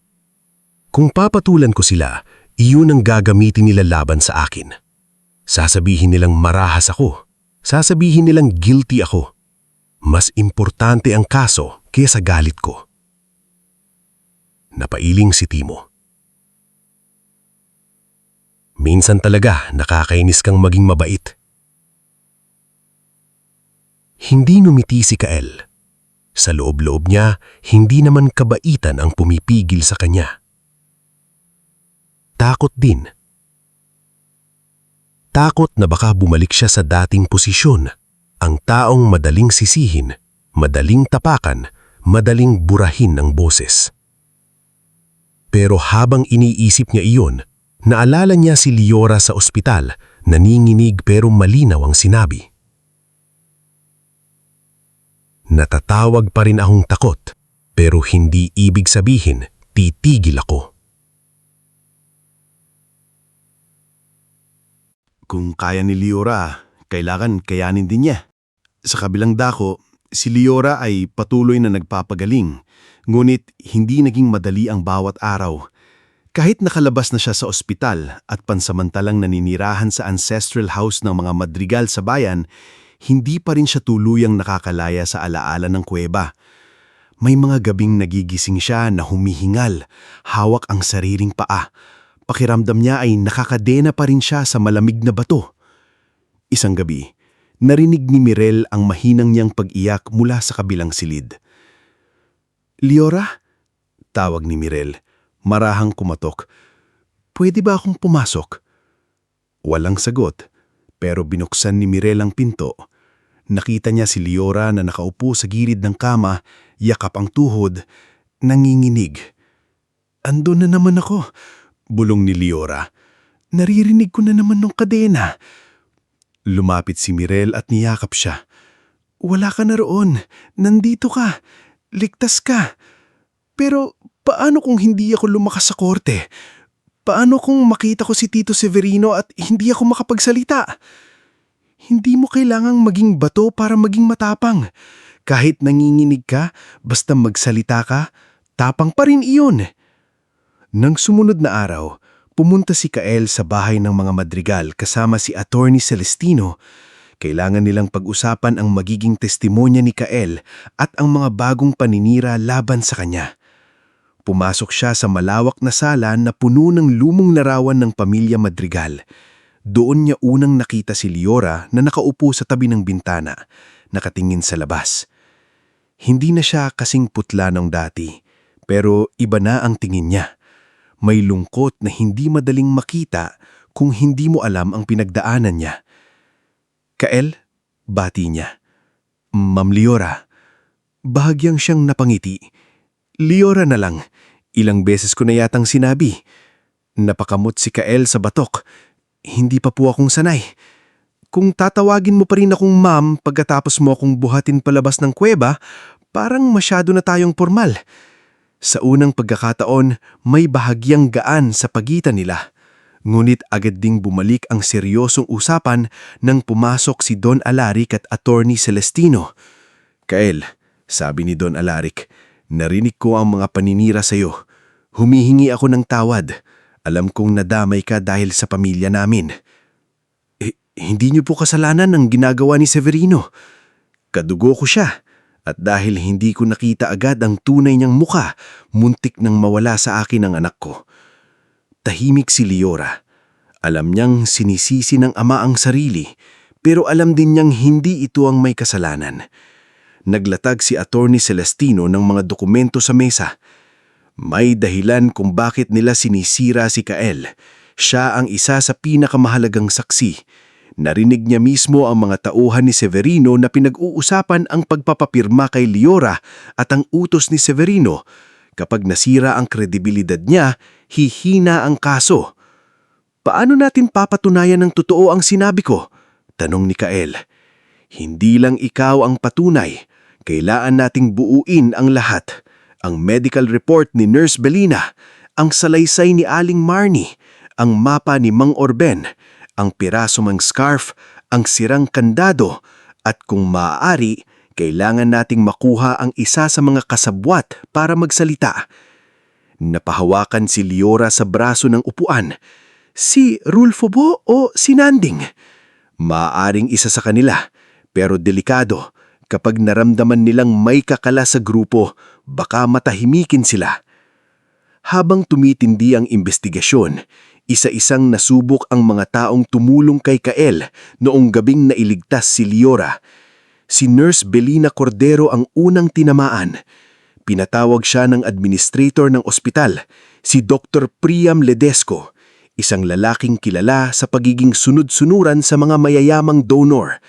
Sa maliit na opisina nito, nakalapag sa mesa ang medical report ni Liora. "Belina," sabi ni Dr. Ledesco, malamig ang boses, "may ilang bahagi rito na kailangan nating baguhin." "Baguhin po," kunot ng noo ni Belina. "Hindi naman baguhin, linawin lang. Yung marka sa paa ng pasyente, hindi kailangan ilagay na consistent with restraint. Pwedeng sugat lang dahil sa pagkakadapa. Dok, nakakadena siya. Wala ka sa kuweba noong nakita siya. Ako ang unang gumamot sa kanya pagkatapos mailabas. Alam ko ang itsura ng sugat na gawa ng bakal. Sumandal si Dr. Ledesco. Mag-ingat ka sa tono mo. Bata ka pa. Marami ka pang pwedeng marating. Pero kung ipipilit mo ang report na ito, baka mahirapan kang manatili sa ospital. Naninginig ang kamay ni Belina nang kunin niya ang kopya ng report, pero hindi siya umatras. Kung kailangan kong mawala ng trabaho para hindi magsinungaling, tatanggapin ko po. Kinabukasan, tinanggal siya sa schedule. Nang nalaman yun ni Kael, agad niya siyang pinuntahan sa inuumpisahang maliit na klinik sa Malindaw. Nakaupo si Belina sa loob ng hindi pa tapos na silid, hawak ang lumang stethoscope. Pasensya na. Sabi niya, akala ko kaya kong tiisin, pero masakit pala. Wala kayong dapat ihingi ng pasensya, sagot ni Kael. Dahil sa inyo, may ebidensya kami. At kung ayaw nila kayong pagtrabahuhin doon, dito po kayo kailangan ng mga tao. Tumingin si Belina sa paligid, sa dingging na hindi pa napipinturahan, sa kahon ng gamot na kulang pa, sa upuang monoblock na pinaglumaan. Hindi ito ospital, pero may pagkakataon itong maging lugar ng tunay na serbisyo. Kung itutuloy natin ito, sabi niya, hindi lang klinik ang itatayo natin. Dapat may libreng check-up para sa matatanda, prenatal care para sa mga buntis, at emergency training para sa mga taga-baryo. Tumanggo si Kael. Gawin natin. Si Aling Marnie naman ay tinangkang suhulan ng isang lalaking nagpakilalang tauhan ng abogado ni Severino. Dumating ito isang hapon habang mahina ang benta sa karinderya. Nakasuot ng long sleeves, may dalang envelope at may ngiting pilit. Aling Marnie, sabi nito, hindi naman namin kayong pinipilit, pero kung sasabihin niyo lang na hindi niyo siguradong si Kael ang nagdala kay Leora dito, malaking tulong yon. Itinulak nito ang envelope, bahabyang bumuka iyon at nakita ni Aling Marnie ang makapal na pera. Matagal na tinignan ng babae ang envelope. Sa isip niya, pumasok ang utang sa supplier, ang sirang kalan, ang anak niyang si Junette na kailangan ng tuition sa kolehiyo. Malaking pera yun, pera na makakapag-ayos ng marami niyang problema. Pero naalala niya si Kael noong bata pa ito, payat, gutom, pero nahihiyang himingi ng pagkain. Naalala niya ang gabing duguan itong pumasok sa karinderya, pasan si Leora. At ang unang sinabi ay hindi tungkol sa sarili, kundi kailangan niya ng doktor. Kinuha ni Aling Marnie ang envelope. Ngumiti ang lalaki, akala niya ay pumayag na ito. Ngunit ibinuhos ni Aling Marnie ang laman ng envelope sa kaldero ng kumukulong sabaw. Napatalo ng lalaki, anong ginagawa mo? Niluluto ang konsensya mo, sagot ni Aling Marnie. Lumayas ka bago kita buhusan ng sabaw na may kasamang pera. Kagabihan, kumalat naman ang balita na posibleng ipasara ang karinderya niya dahil sa umano'y permit violation. Ngunit hindi umatras si Aling Marnie. Sa halip, mas lalo niyang idinikit sa pader ang lumang resibo ng pagtulong niya sa medical mission ng pamilya Madrigal, na parabang sinasabing hindi siya kayang takutin ng papel. Si Timo rin ay hindi nakaligtas. Isang gabi, may dalawang lalaking dumaan sa repair shop niya at binasag ang salamin sa harap. May iniwang papel. Huwag kang magsasalita kung ayaw mong bumalik sa dating buhay mo. Nakita si Kael si Timo kinaumagahan na tahimik na nagwawalis ng basag na salamin. Wala ang karaniwang biro sa mukha nito. Pre, kung gusto mong umatras, maiintindihan ko. Tumigil si Timo sa pagwawalis. Alam mo, dati siguro tatakbo ako. Dati baka inom ako, magtago o makisama na lang sa mali para hindi na ako madamay. Timo, pero ikaw ang hindi sumuko sa akin noon. Nung lahat sinasabi na wala akong kwenta, ikaw lang ang nagsabing kaya ko pang magbago. Tumingin siya kay Kael. Kaya hindi ako aatras na yon. Natakot ako, oo, pero hindi ibig sabihin duwag na ako. Hinawakan ni Kael ang balikat ng kaibigan. Wala silang maraming sinabi, pero sa katahimikan, mas malinaw ang pangako. Samantala, Si Mang Orben naman ang nagdala ng pinakamahalagang dagdag na ebidensya. Isang hapon, tinawag si Kael, Attorney Celestino at Don Alaric sa kanyang maliit na bahay. Mula sa lumang baol, inilabas niya ang nakabalot na papel na halos madurog na sa katandaan. Ito ang lumang mapa ng Minihan. Hindi ito dapat lumabas noon, pero itinago ko dahil alam kong darating ang araw na kailangan. Inilatag nila ang mapa. Nakaguhit doon ng mga lag-usan ng Sitio Pugad, kabilang ang siwang na ginamit ni Kael para ilabas si Leora. Mulit may isa pang bahagi ang mapa na ikinagulat si Don Alaric, isang lumang ruta patungo sa lupaing pag-aari ni Doña Isabel. Ibig sabihin, sabi ni Attorney Celestino, ang kuweba ay konektado sa dating illegal mining operation. Tumanggo si Mang Orben. Matagal nang may kumukuha ron ng mineral kahit sarado na ang operasyon. Maraming taon na. May mga batang nagkasakit sa tubig, may mga magsasakang nawalan ng ani, pero walang nagsasalita dahil may mga taong pinapatahimik. Napahigpit ang panga ni Don Alaric. Severino. Hindi ko masabi noon, pero ngayon, kung kailangan kong humarap, haharap ako. Doon nabuo ang mas malinaw na larawan. Hindi lamang pagdukot kay Leora ang krimen. Gusto ni Severino na mapasakamay ang lupang minana ni Leora mula sa kanyang ina dahil iyon ang huling hadlang para maipagpatuloy ang iligal na operasyon at mapigilan ang planong gawing Protected Community Trust ang lugar. Kapag napapirma si Leora, mawawala ang kontrol niya sa lupa. Kapag nawala siya o natakot, mas madaling mapipilitan si Don Alaric. Ang kaso ay hindi na lang kidnapping. Ito ay pagtatakip sa illegal mining, falsification ng dokumento, pananakot sa saksi, at tangkang pagpatay. Ngunit habang lumalapit sila sa katotohanan, mas nagiging agresibo ang kalaban. Isang gabi bago ang preliminary hearing, galing si Kael sa bagong clinic ni Nurse Belina. Tinulungan niya itong magbuhat ng kahon ng gamot na donasyon mula sa kakilala ni Don Alaric. Malalim na ang gabi nang maglakad siya pauwi. Tahimik ang kalsada at ang taning ilaw ay mula sa poste na paminsan-minsang kumikislap. Sa kalagitnaan ng daan, napansin niyang may motor na mabagal na sumusunod. Huminto si Kael. Huminto rin ang motor. Mula sa dilim, bumaba ang dalawang lalaki. Hindi niya kilala ang isa. Mumlit ang isa ay si Nanding Carias, isa sa mga boses na narinig niya sa kuweba. Kael Sarmiento, sabi ni Nanding, nungumi, ang bayani ng Malindaw. Hindi umatras si Kael, pero mabilis ang tibok ng puso niya. Anong kailangan niyo? Simple lang, sagot ni Nanding. Bukas, sabihin mong nagkamali ka. Sabihin mong hindi mo narinig ang pangalan ni Severino. Sabihin mong natakot ka lang kaya kung ano-ano ang naisip mo. At kung hindi, lumapit ang kasama ni Nanding at ipinakita ang hawak na tubo. Kung hindi, sabi ni Nanding, baka hindi ka na umabot sa korte. Bago pa sila makalapit, biglang bumukas ang ilaw sa gilid ng kalsada. Mula sa likod ng nakaparadang lumang truck, lumabas si Timo, Mang Orben, Berto Pailan, Iking Saludes at 2 pulis mula sa probinsya na lihim na kinausap ni Attorney Celestino. Sa kamay ni Timo, hawak ang cellphone na nakarecord. Huli kayo, sabi ni Timo, nanginginig pero matapang ang boses. Malinaw ang audio. Nagulat si Nanding. Sinubukan itong tumakbo pero agad siyang hinarang ng mga pulis. Ang kasama niya ay binitawan ng tubo at itinaas ang kamay. Lumapit si Kael kay Timo. Paano mo nalaman? Pre, sabi ni Timo, pilit na nungumiti kahit namumutla. Kilala na kita.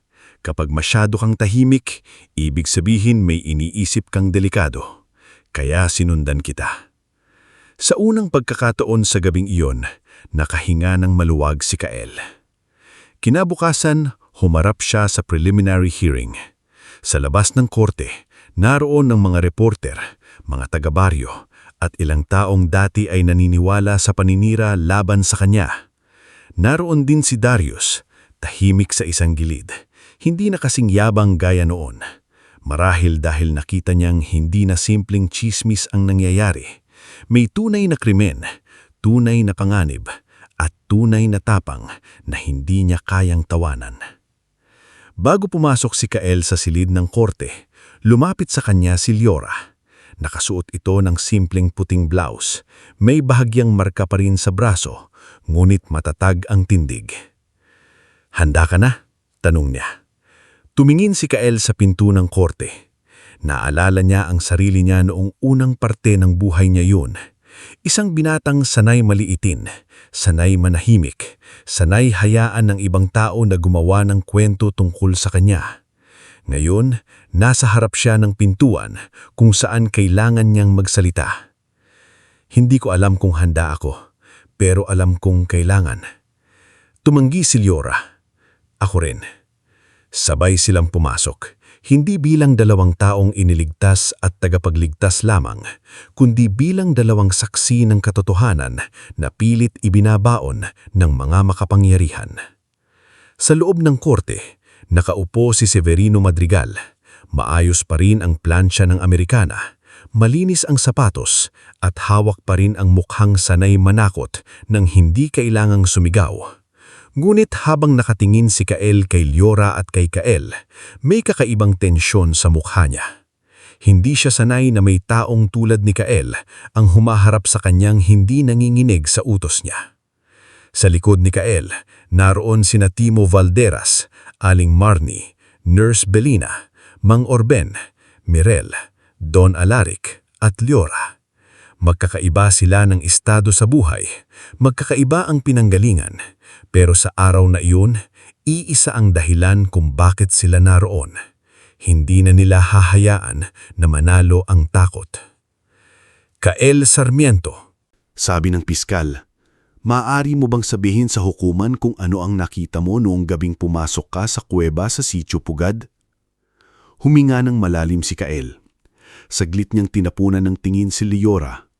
Nakaupo ito sa tabi ng ama, hawak ni Mirel ang kamay. Maputla pa rin ang mukha ng dalada, pero matatag ang tingin nito. Tumanggo ito ng marahan, parang sinasabing kaya nila ito. "Nakita ko po si Liora Madrigal," simula ni Kael. Malinaw ngunit mababa ang boses. Walang malay, may sugat, marumi ang damit, at nakakadena ang kaliwang paa sa isang haliging bato. May ilang napabuntong hininga sa loob ng korte. Narinig na nila ang kwento, pero iba pa rin ang marinig ito mula sa taong mismong nakakita. "Paano mo siya nailabas?" tanong ng piskal. "Pinukpok ko po ang kandado gamit ang bato at piraso ng bakal. Habang ginagawa ko iyon, may narinig akong dalawang lalaking nag-uusap. Binanggit nila ang pangalan ni Severino. Sinabi nila na hanggat hindi pumipirma ang matanda, doon muna si Liora. Sinabi rin nila na kapag nakuha na ang lupa, sa kanila siya ililipat." Agad tumayo ang abogado ni Severino. "Objection, Your Honor. Hearsay." Ngunit mabilis na tumugon ng piskal. "Your Honor, ang testigo ay nagsasalaysay ng personal niyang narinin habang nasa lugar ng krimen." Pinayagan ng hukom na magpatuloy si Kael. Tinignan ng abogado ni Severino si Kael, ngumiti ng manipis at lumapit para sa cross-examination. "Mr. Sarmiento," sabi nito, "tama bang mahirap ka bago nangyari ang insidenteng ito?" Hindi kumibo ang mga tao, pero ramdam ang pang-iinsulto sa tanong. "Opo," sagot ni Kael. "At tama bang matapos mong mailabas si Miss Madrigal, nakatanggap ka ng 100 milyong piso mula sa ama niya?" "Opo." "Hindi kaya," dagdag ng abogado, "na may posibilidad na pinalaki mo ang kwento para maging karapat-dapat ka sa perang iyon?" Saglit na natahimik si Kael. Dati, ang ganitong tanong ay sapat na para mapayuko siya. Pero ngayon, hindi siya umiwas ng tingin. "Hindi ko po alam na bibigyan ako ng pera nang pumasok ako sa kuweba," sagot ni Kael. "Ang alam ko lang, may nawawalang babae. May nakita akong bakas.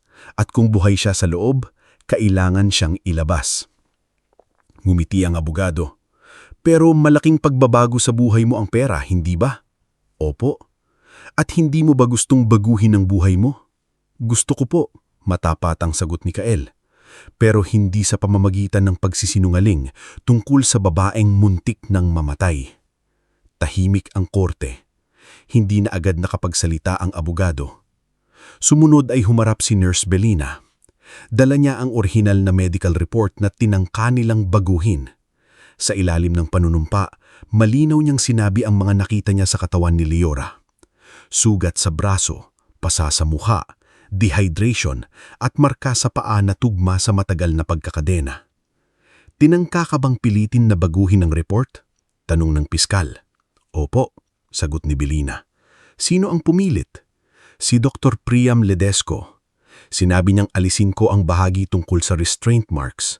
Nang tumanggi ako, tinanggal ako sa schedule sa ospital.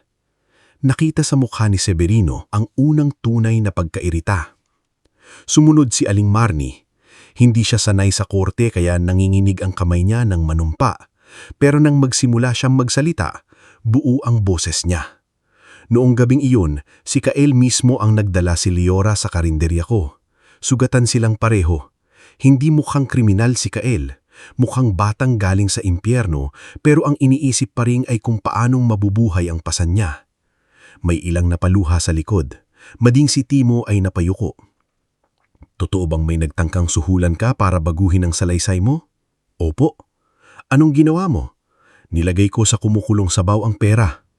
May ilang mahina at pigil na natawa sa korte. Gulit mabilis ding bumalik ang seryosong katahimikan. Humalili si Mang Orben. Mabagal siyang lumakad gamit ang baston, pero nang inilatag ang lumang mapa ng mina, parang bumigat ang buong silid. Ipinakita niya ang lumang lagusan sa Sitio Pugad, ang daang ginamit ni Kael para mailabas si Liora, at ang koneksyon nito sa lupaing minana ni Liora mula kay Doña Isabel. Matagal nang ginagamit ang lumang mina. Hindi na legal ang operasyon doon, pero may mga taong patuloy na nakikinabang. Maraming taon kaming nananahimik dahil takot kami. Pero ngayon na may batang halos pinatay para sa lupang iyan, hindi na pwedeng mananahimik. Ang pinakamabigat na bahagi ay nang humarap si Liora. Nang tawagin ng pangalan niya, biglang nanlamig ang mga kamay niya. Si Mirel ay mahinang bumulong na, "Kaya mo to." Si Don Alaric naman ay halos ayaw niya siyang bitawan. Ngunit tumayo si Liora, huminga ng malalim, at naglakad patungo sa witness stand. Sa harap niya, nakatingin si Severino na parang sinusubukan pa rin siyang takutin tulad noong nasa mansyon sila.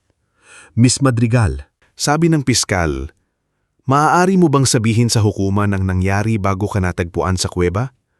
Humawak si Liora sa gilid ng upuan. Pinapunta po ako sa lumang hasyenda para raw pag-usapan ng preservation project ng lupa ng mama ko. Akala ko may dokumentong kailangang ayusin, pero pagdating ko roon, may mga lalaking humarang sa akin. Tinakpan nila ang bibig ko. Nang magkamalay ako, nasa loob na ako ng kuweba, nakakadena. Nabasag ang boses niya, pero hindi siya huminto. May narinig akong boses ng tito ko, si Severino. Sinabi niyang kung pumirma lang ako, walang mangyayaring masama. Gusto niyang ipalipat ang kontrol ng lupa sa kumpanyang konektado sa kanya. Sinabi ko na hindi ako pipirma. Pagkatapos noon, iniwan nila ako sa dilim. Sigurado ka bang si Severino Madrigal ang narinig mo? Tanong ng piskal. Tumingin si Liora sa tiyuhin. Sa unang pagkakataon, siya ang hindi umiwas ng tingin. Opo, buong buhay ko po siyang narinig magsalita sa hapag namin. Hindi ko po rin mapagkamalan ng boses niya. Kumilos si Severino sa upuan, pero nanatili siyang tahimik. Ngunit ang tunay na nagpabagsak sa depensa ni Severino ay ang hindi inaasahang pagharap ni Rulfo Sabet. Ilang araw matapos mahuli si Nanding sa pagbabanta kay Kael, nakipag-ugnayan si Rulfo sa mga awtoridad kapalit ng proteksyon. Takot na takot siya nang pumasok sa korte. Pero dala niya ang mga mensahe, resibo ng bayad at recording ng utos na galing sa kampo ni Severino. Hindi ko po pinagmamalaki ang ginawa ko, sabi ni Rulfo. Nanginginig ang tinig. Kasama ako sa nagdala kay Miss Madrigal sa kuweba, pero hindi plano ang pagpatay. Ang utos sa amin, takutin siya hanggang pumirma. Si Mr. Severino Madrigal ang nagbayad. May koneksyon din po sa illegal mining operation sa lupaing iyon. Sumabog ang bulong-bulong sa loob ng korte. Mabilis na pinatahimik ng hukom ang lahat.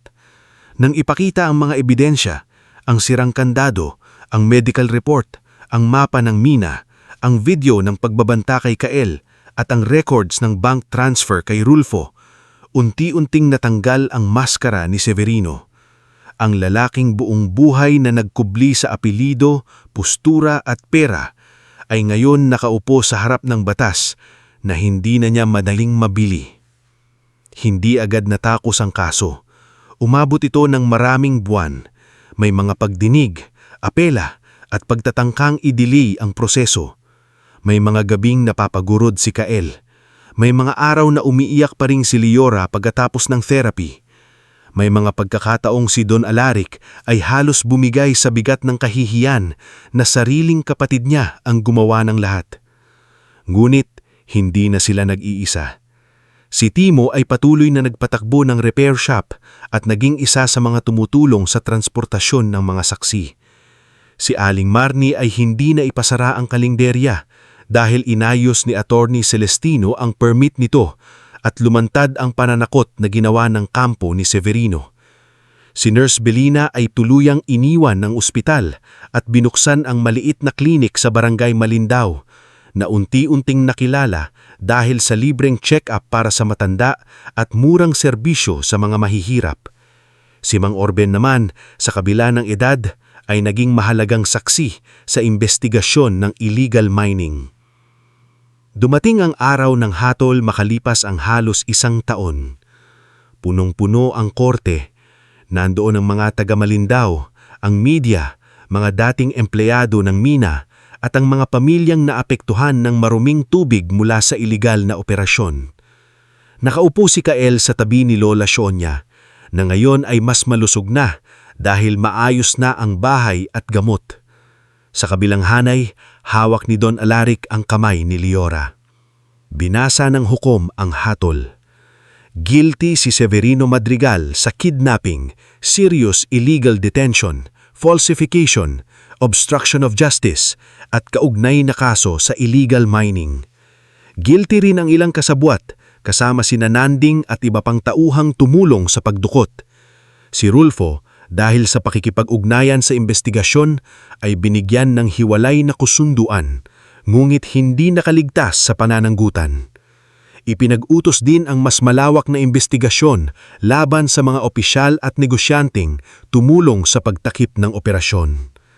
Nang marinig ang hatol, hindi sumigaw si Kael. Hindi siya nagdiwang, hindi rin siya numiti ng malaki. Napapikit lang siya. Parang sa wakas ay isang malaking bato ang naalis sa dibdib niya. Si Leora naman ay tahimik na umiyak.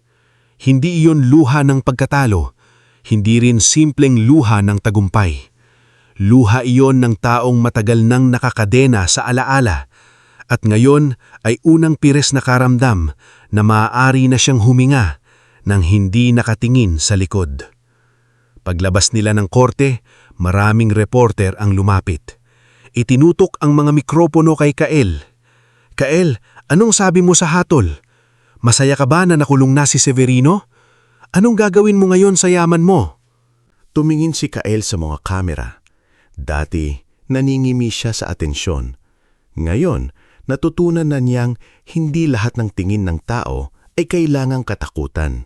Hindi po ako masaya na may taong nakulong, sabi niya. Masaya ako na may katotohanang hindi na itago. Sana matapos dito ang paniniwala na kapag mahirap ang nagsalita, madaling baliwalain. At sana ang mga taong natakot noon, malaman nilang hindi pa huli para magsabi ng totoo. Makalipas ang ilang buwan, nagsimula ang tunay na pagbabago sa Barangay Malindaw. Hindi ginamit ni Kael ang pera para magpatayo ng mansyon o bumili ng magagarang sasakyan. Totoo, inayos niya ang buhay niya at ni Lola Sonia. Nagkaroon sila ng matibay na bahay na may maliit na hardin, malinis na kusina at silid kung saan hindi na tumutulo ang ulan. Ngunit higit doon, ginamit niya ang malaking bahagi ng natanggap para itayo ang Silong ng Liwanag Foundation. Ang unang proyekto nito ay ang health clinic ni Nurse Belina. Dati, ang mga matatanda sa Malindaw ay kailangang bumiyahe ng 2 oras para magpatingin sa doktor. Ngayon, may lugar silang pwedeng puntahan. May libreng check-up tuwing Sabado, may gamot na abot kaya, at may emergency training para sa mga kabataang gustong matutong tumulong. Ang ikalawang proyekto ay scholarship program para sa mga mahihirap na bata. Pinangalanan itong Pangarap ni Sionya bilang pasasalamat sa matandang kumukpop kay Kael. Noong unang batch, 20 bata ang nabigyan ng school supplies, pamasahe, uniforme at allowance. Nang makita ni Lola Sionya ang mga batang nakapila, umiiyak siyang nakangiti. "Kael," sabi niya, "dati isa kang batang walang baon. Ngayon, ikaw na ang nagbibigay ng baon sa iba." Mahina siyang tumawa. "Kayo po ang unang nagbigay sa akin, La." Ang ikatlong proyekto ay livelihood center para sa dating minero at mga nawalan ng hanap buhay. Si Timo ang naging tagapagturo ng basic repair skills. Sa una, nahihiya pa siyang tawaging trainer. "Pre," sabi niya kay Kael habang nakatayo sa harap ng 5 kabataang gustong matutong mag-ayos ng motor. "Sigurado ka bang ako ang magtuturo? Dati ako ang pinagsasabihan mo." "Mas magaling magturo ang taong alam kung paano magkamali at bumangon," sagot ni Kael. Napakamot si Timo sa ulo. "Ang lalim mo na talagang magsalita mula nang yumaman ka. Dati pa ako ganito, hindi ka lang nakikinig." Nagtawanan sila at sa simpleng tawanang na iyon, ramdam ang gaan na matagal na nilang hindi naramdaman. Ang lumang kuweba sa Sitio Pugad ay hindi ginawang atraksyon o lugar ng tsismis. Sa halip, sa tulong ng gobyerno, environmental experts at pondo mula sa trust ni Liora, isinara ang delikadong lagusan at ginawang bahagi ng protected area. Nilagyan ng babala, nilinis ang kontaminadong bahagi at sinimulan ang rehabilitation ng lupaing nasira ng illegal na mimina. Para kay Liora, mahalaga yon. Hindi niya gustong ang lugar na muntik kumitil sa buhay niya ay manatiling simbolo ng takot. Gusto niyang maging simbolo ito ng pagwawakas ng isang matagal na kasamaan. Ngunit, hindi rin naging mabilis ng paggaling ng puso niya. May mga araw pa ring bumabalik ang bangungot. May mga gabing ayaw niyang mapag-isa. Kaya sa halip na itago ang takot, humingi siya ng tulong. Nagpatuloy siya sa therapy. Nag-aral din siya tungkol sa trauma support at kalaunan ay tumulong sa foundation ni Kael para sa mga biktima ng karahasan at pang-aabuso. Isang hapon, nakita siya ni Kael sa tabi ng klinik. Kausap ang isang batang babae na takot magsalita matapos makaranas ng pananakit sa bahay. Hindi pinilit ni Liora ang bata. Umupo lang siya sa tabi nito at nagsabing, "Hindi mo kailangang ikwento lahat ngayon. Basta ang mahalaga, nandito kami kapag kaya mo na." Nang matapos iyon, lumapit si Kael. "Ang galing mo sa kanya," sabi niya. Tumitig si Liora sa malayo. "Dati, akala ko kapag mayaman ka, madali kang gumaling kasi kaya mong bayaran ng doktor, gamot at ligtas na bahay. Pero hindi pala ganun. May mga sugat na kahit gaano kalaki ang bahay mo, sinusundan ka. Pero gumagaling? Unti-unti, kapag hindi ka nag-iisa." Hindi minadali ang relasyon ni Kael at Liora. Maraming taong gustong bigyan agad ng kulay ang lahat. May mga nagsasabing bagay sila. May mga nagsasabing utang na loob lang yon. May iba namang nagsasabing imposibleng magtagpo ang mundo ng isang madrigal at ng isang sarmiento. Ngunit hindi nilang hinayaang ibang tao ang magtakda ng ibig sabihin ng samahan nila. Sa unang taon matapos ang hatol, naging magkaibigan sila. Nag-uusap tungkol sa foundation, sa lupa, sa mga programang pwedeng simulan. Minsan, dinadalaw ni Liora si Lola Sionia at natututong magluto ng ginataang gulay. Minsan naman, sinasamahan ni Kael si Liora sa mga community hearing tungkol sa rehabilitation ng bundok. Sa ikalawang taon, mas naging malinaw ang pagtingin nila sa isa't isa. Hindi na lamang silang tagapagligtas at iniligtas. Hindi na lamang silang saksi sa parehong krimen. Sila ay dalawang taong parehong galing sa magkaibang anyo ng pagkakakulong. Si Kael sa kahirapan at pangmamaliit, si Liora sa pader ng yaman at pagtataksil ng pamilya, na parehong natutong lumabas sa dilim. Isang gabi, matapos isang programa ng foundation, umupo sila sa ilalim ng puno ng santol sa bakuran ng bagong bahay ni Lola Sionia. Tahimik ang paligid. Sa loob ng bahay, naririnig ang mahinang tawa ni na Lola Sionia, Aling Marnie at Mirele habang nagliligpit ng pagkain. Kael, Sabi ni Liora, may gusto akong itanong. Tumingin siya. Ano yun? Hanggang ngayon ba naiisip mo pa rin na baka hindi mo deserve ang buhay mo ngayon? Hindi agad nakasagot si Kael.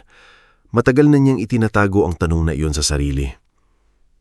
Minsan, aminado niya, kapag nakikita ko ang bahay, ang foundation, ang perang kaya kong gamitin para tumulong, naiisip ko kung bakit ako. Maraming mabuting tao ang mahirap pa rin. Bakit ako ang nabigyan? Tahimik na nakinig si Liora.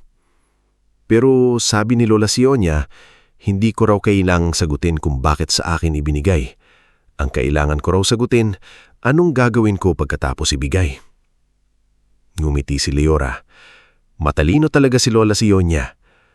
Oo, mas nakakatakot pa kaysa hukom minsan. Napatawa si Liora. At sa tunog ng tawang iyon, may gaan na matagal nang nawawala mula nang nangyari ang pagdukot. Pagkatapos ng ilang sandali, naging seryoso ang mukha niya.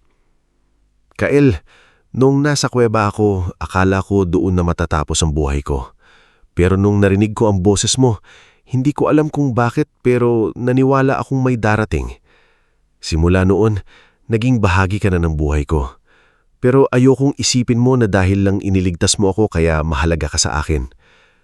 Napatingin si Kael sa kanya, tila hindi sigurado kung tama ba ang narinig. Liora, hindi kita minahal dahil utang ko ang buhay ko sa iyo. Sabi niya, nanginginig ngunit malinaw ang boses. Minahal kita dahil nakita ko kung sino ka pagkatapos mong magkaroon ng pagkakataong maging makasarili. Pero pinili mo pa rin tumulong. Matagal na katahimikan ang namagitan sa kanila. Hindi ito katahimikang awkward. Ito ay katahimikan ng dalawang taong alam na kapag nagsalita pa sila, may mababago. Sa wakas, dahan-dahang nagsalita si Kael.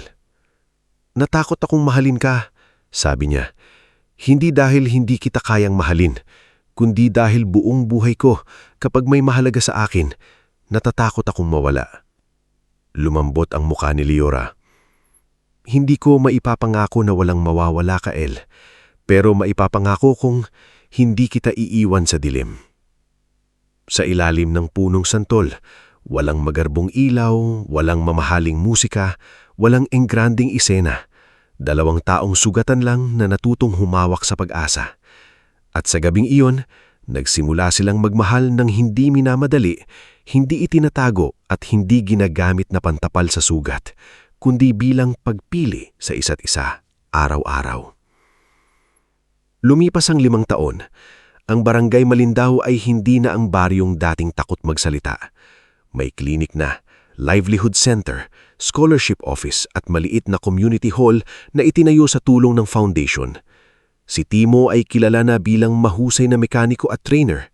Si Aling Marnie ay may mas malaking karinderya na tinatawag na kusina ng pag-asa, kung saan may libreng pagkain tuwing huling linggo ng buwan para sa mga batang lansangan at matanda. Si Nurse Belina ay naging pinuno ng Rural Health Program at naparangalan dahil sa serbisyo. Si Mang Orben, kahit mas mahina na ang katawan, ay madalas pa ring nakaupo sa ilalim ng punong duhat. Pero ngayon, hindi na babala tungkol sa takot ang kwento niya. Kwento na ng katapangan ng mga taong nagsalita. Si Don Alaric naman ay unti-unting nagretiro sa aktibong pamamahala ng kumpanya. Ipinagkatiwala niya kay Liora ang bahagi ng negosyo na nakatuon sa legal land rehabilitation, ethical development at community partnership. Hindi na niya hinayaang puro tubo ang sukatan ng tagumpay. Madalas niyang sabihin sa mga board meeting, kung mayaman ang kumpanya pero durog ang komunidad sa paligid nito, pagkabagay yun, hindi tagumpay. At si Kael, hindi siya naging mayabang na milyonaryo. Hindi siya naging taong nakalimot sa pinanggalingan. Oo, natuto siyang magsuot ng maayos sa mga opisyal na pagpupulong. Natuto siyang humarap sa mga tao, magpirma ng dokumento, magplano ng proyekto at makipag-usap sa mga opisyal. Pero sa umaga, kung minsan, makikita pa rin siyang nagdidilig sa hardin ni Lola Sionia o tumutulong mag-ayos ng sirang upuan sa foundation office.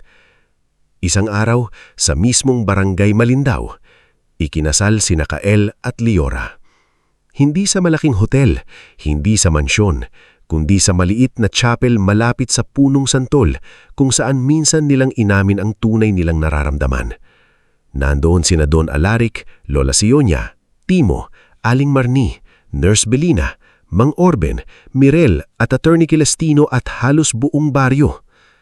Bago maglakad si Liora papasok, lumapit sa kanya si Don Alaric. May luha sa mata ang ama. Anak, kung buhay ang mama mo, proud na proud sa'yo. Napangiti si Liora habang pinipigil ang luha. Sana po. Hindi sana. Sigurado. Sa kabilang dulo, nakatayo si Kael, naghihintay. Nang makita niya si Liora, naalala niya ang unang araw na nakita niya ito sa gilid ng kalsada, hawak ang bughaw na scarf, humihingi ng tulong sa sirang sasakyan. Naalala niya rin ang dilim ng kuweba, ang kadena, ang digat ng katawan nito sa kanyang likod habang tumatakbo siya sa lagusan. Ngunit sa araw na iyon, hindi natakot ang huling alaala, kundi pasasalamat. Nang matapos ang kasal, walang engranding reception. Sa halip, sama-sama silang kumain sa mahabang mesa sa plaza. May adobo ni Aling Marnie, pansit na niluto ng mga nanay sa baryo, prutas mula sa mga magsasaka, at simpleng cake na regalo ni Mirel. Habang nagtatawanan ng lahat, lumapit si Darius Kimba kay Kael. Malaki ang ipinagbago ni Darius. Matapos lumabas ang katotohanan, napahiya siya sa mga paninirang ikinalat niya. Ilang taon siyang nanahimik, nagtrabaho sa malayong bayan at nang bumalik ay hindi na kasing yabang noon. Kael, sabi niya, mababa ang boses. Matagal ko nang gustong humingi ng tawad. Sa lahat, sa pangmamaliit, sa mga sinabi ko, sa pagtulong kong kumalat ang tsismis. Tinignan siya ni Kael. Hindi niya nakakalimutan ang sakit, pero hindi na rin siyang nakakadena roon. Hindi madaling burahin ang nangyari, sabi ni Kael. Pero kung totoo ang pagbabago mo, ipakita mo sa paraan ng pamumuhay mo. Tumanggo si Darius. Susubukan ko. Hindi subok lang, sagot ni Kael. Panindigan mo. Makalipas pa ang ilang buwan, binuksan ni Kael at Liora ang pinakamahalagang proyekto ng Silong ng Liwanag Foundation, isang tahanan para sa mga batang inabandona, nawala o walang ligtas na mauuwian. Tinawag nila itong Bahay Sionia bilang pangarangal sa babaeng minsang kumupkup sa batang si Kael noong wala siyang matakbuhan. Sa araw ng pagbubukas, maraming batang nakapila sa bakuran. May iba na tahimik at mailap. May iba na takot pa sa bagong mukha. May iba na mahigpit ang hawak sa maliit na bag na laman ang kakaunting damit. Habang pinapanood sila ni Kael, biglang bumalik sa kanya ang sariling mukha noong 7 taong gulang siya. Hawak ng panyo ng inang umalis, gutom, naliligaw, at takot na wala nang tatanggap sa kanya. Lumapit si Lola Sionia. Ngayon ay mahina na ang lakad, ngunit maliwanag pa rin ang mga mata. Anak, tignan mo sila. Tumingin si Kael sa mga bata. Dati, ikaw ang batang naghihintay kung may magbubukas ng pinto, patuloy ng matanda. Ngayon, ikaw na ang nagbubukas. Hindi napigilan ni Kael ang luha. Yumuko siya at hinakap si Lola Sionia. "Kung hindi niyo po ako kinuha noon, wala ako rito." Hinaplos ng matanda ang likod niya. "Kaya nga ngayon, marami ka ring kukup-kupin." Sa tabi nila, nakatayo si Liora, hawak ang susi ng bagong taanan. May luha rin siya, pero may ngiti sa labi. Nang buksan nila ang pinto ng bahay Sionia, unang pumasok isang maliit na batang lalaki na mahigpit ang kapit sa laruan niyang sirang truck. Huminto ito sa harap ni Kael at tumingala. "Dito na po ba kami matutulog?" tanong ng bata. Lumuhod si Kael para pantayan ang tingin nito. "Oo, dito ka matutulog. Dito ka kakain. Dito ka mag-aaral. At dito, walang mag-iiwan sa iyo sa dilim." Tumanggo ang bata at sa simpleng pagtanggo na iyon, naramdaman ni Kael na ang lahat ng sakit na pinagdaanan niya ay hindi na sayang. Sa huling bahagi ng araw, nang palubog na ang araw sa likod ng bundok ng Sitio Pugad, magkatabing nakatayo sina Kael at Liora sa bakuran ng bahay Sionia. Mula roon, tanaw pa rin ng bundok, ngunit hindi na ito mukhang halimaw sa alaala. Isa na lamang itong tahimik na bahagi ng nakaraan, paalala ng dilim na minsang nilang nalampasan. "Iniisip mo ba siya?" tanong ni Liora. "Ang kuweba," sagot ni Kael. Tumanggo siya. "Minsan," sabi ni Kael, "pero hindi na katulad dati. Noon, kapag naaalala ko iyon, nararamdaman ko ang takot. Ngayon, naaalala ko na may mga taong naghihintay pala sa dulo ng dilim." Hinawakan ni Liora ang kamay niya. "At may mga taong handang pumasok doon para magligtas." Tumingin si Kael sa mga batang naglalaro sa bakuran. Ang ilan ay tumatawa, ang ilan ay nagkukubli pa rin sa hiya, pero lahat sila kahit paano ay ligtas. "Hindi ako pumasok sa kuweba para yumaman," mahinang sabi ni Kael. "Pumasok ako dahil may kailangang iligtas. Alam ko. Pero sa huli, ako rin pala ang nailigtas. Hindi lang sa kahirapan, kundi sa paniniwalang hanggang doon na lang ako." Sumandal si Liora sa balikat niya. Sa paligid nila, maririnig ang tawanan ng mga bata, kaluskos ng dahon, at mahinang tawag ni Aling Marnie na handa na raw ang merienda. Sa loob ng bahay Sionia, may mga kama, mesa, libro, pagkain, at ilaw na hindi pinapatay sa gabi para sa mga batang takot pa sa dilim. At habang tuluyang lumulubog ang araw, malinaw na ang dating binatang sanay maiwan ay hindi na nag-iisa. Si Kael Sarmiento, ang binatang minsang tinawag na utusan, pinagdudahan at minaliit, ay naging patunay na ang tunay na yaman ay hindi lamang pera, hindi pangalan, at hindi kapangyarihan. Ang tunay na yaman ay ang pagkakataong gamitin ang sariling sugat para maging silungan ng iba. Sa dulo ng lahat, hindi na bumalik si Kael sa dilim ng kuweba dahil sa wakas, nakarating na siya sa liwanag.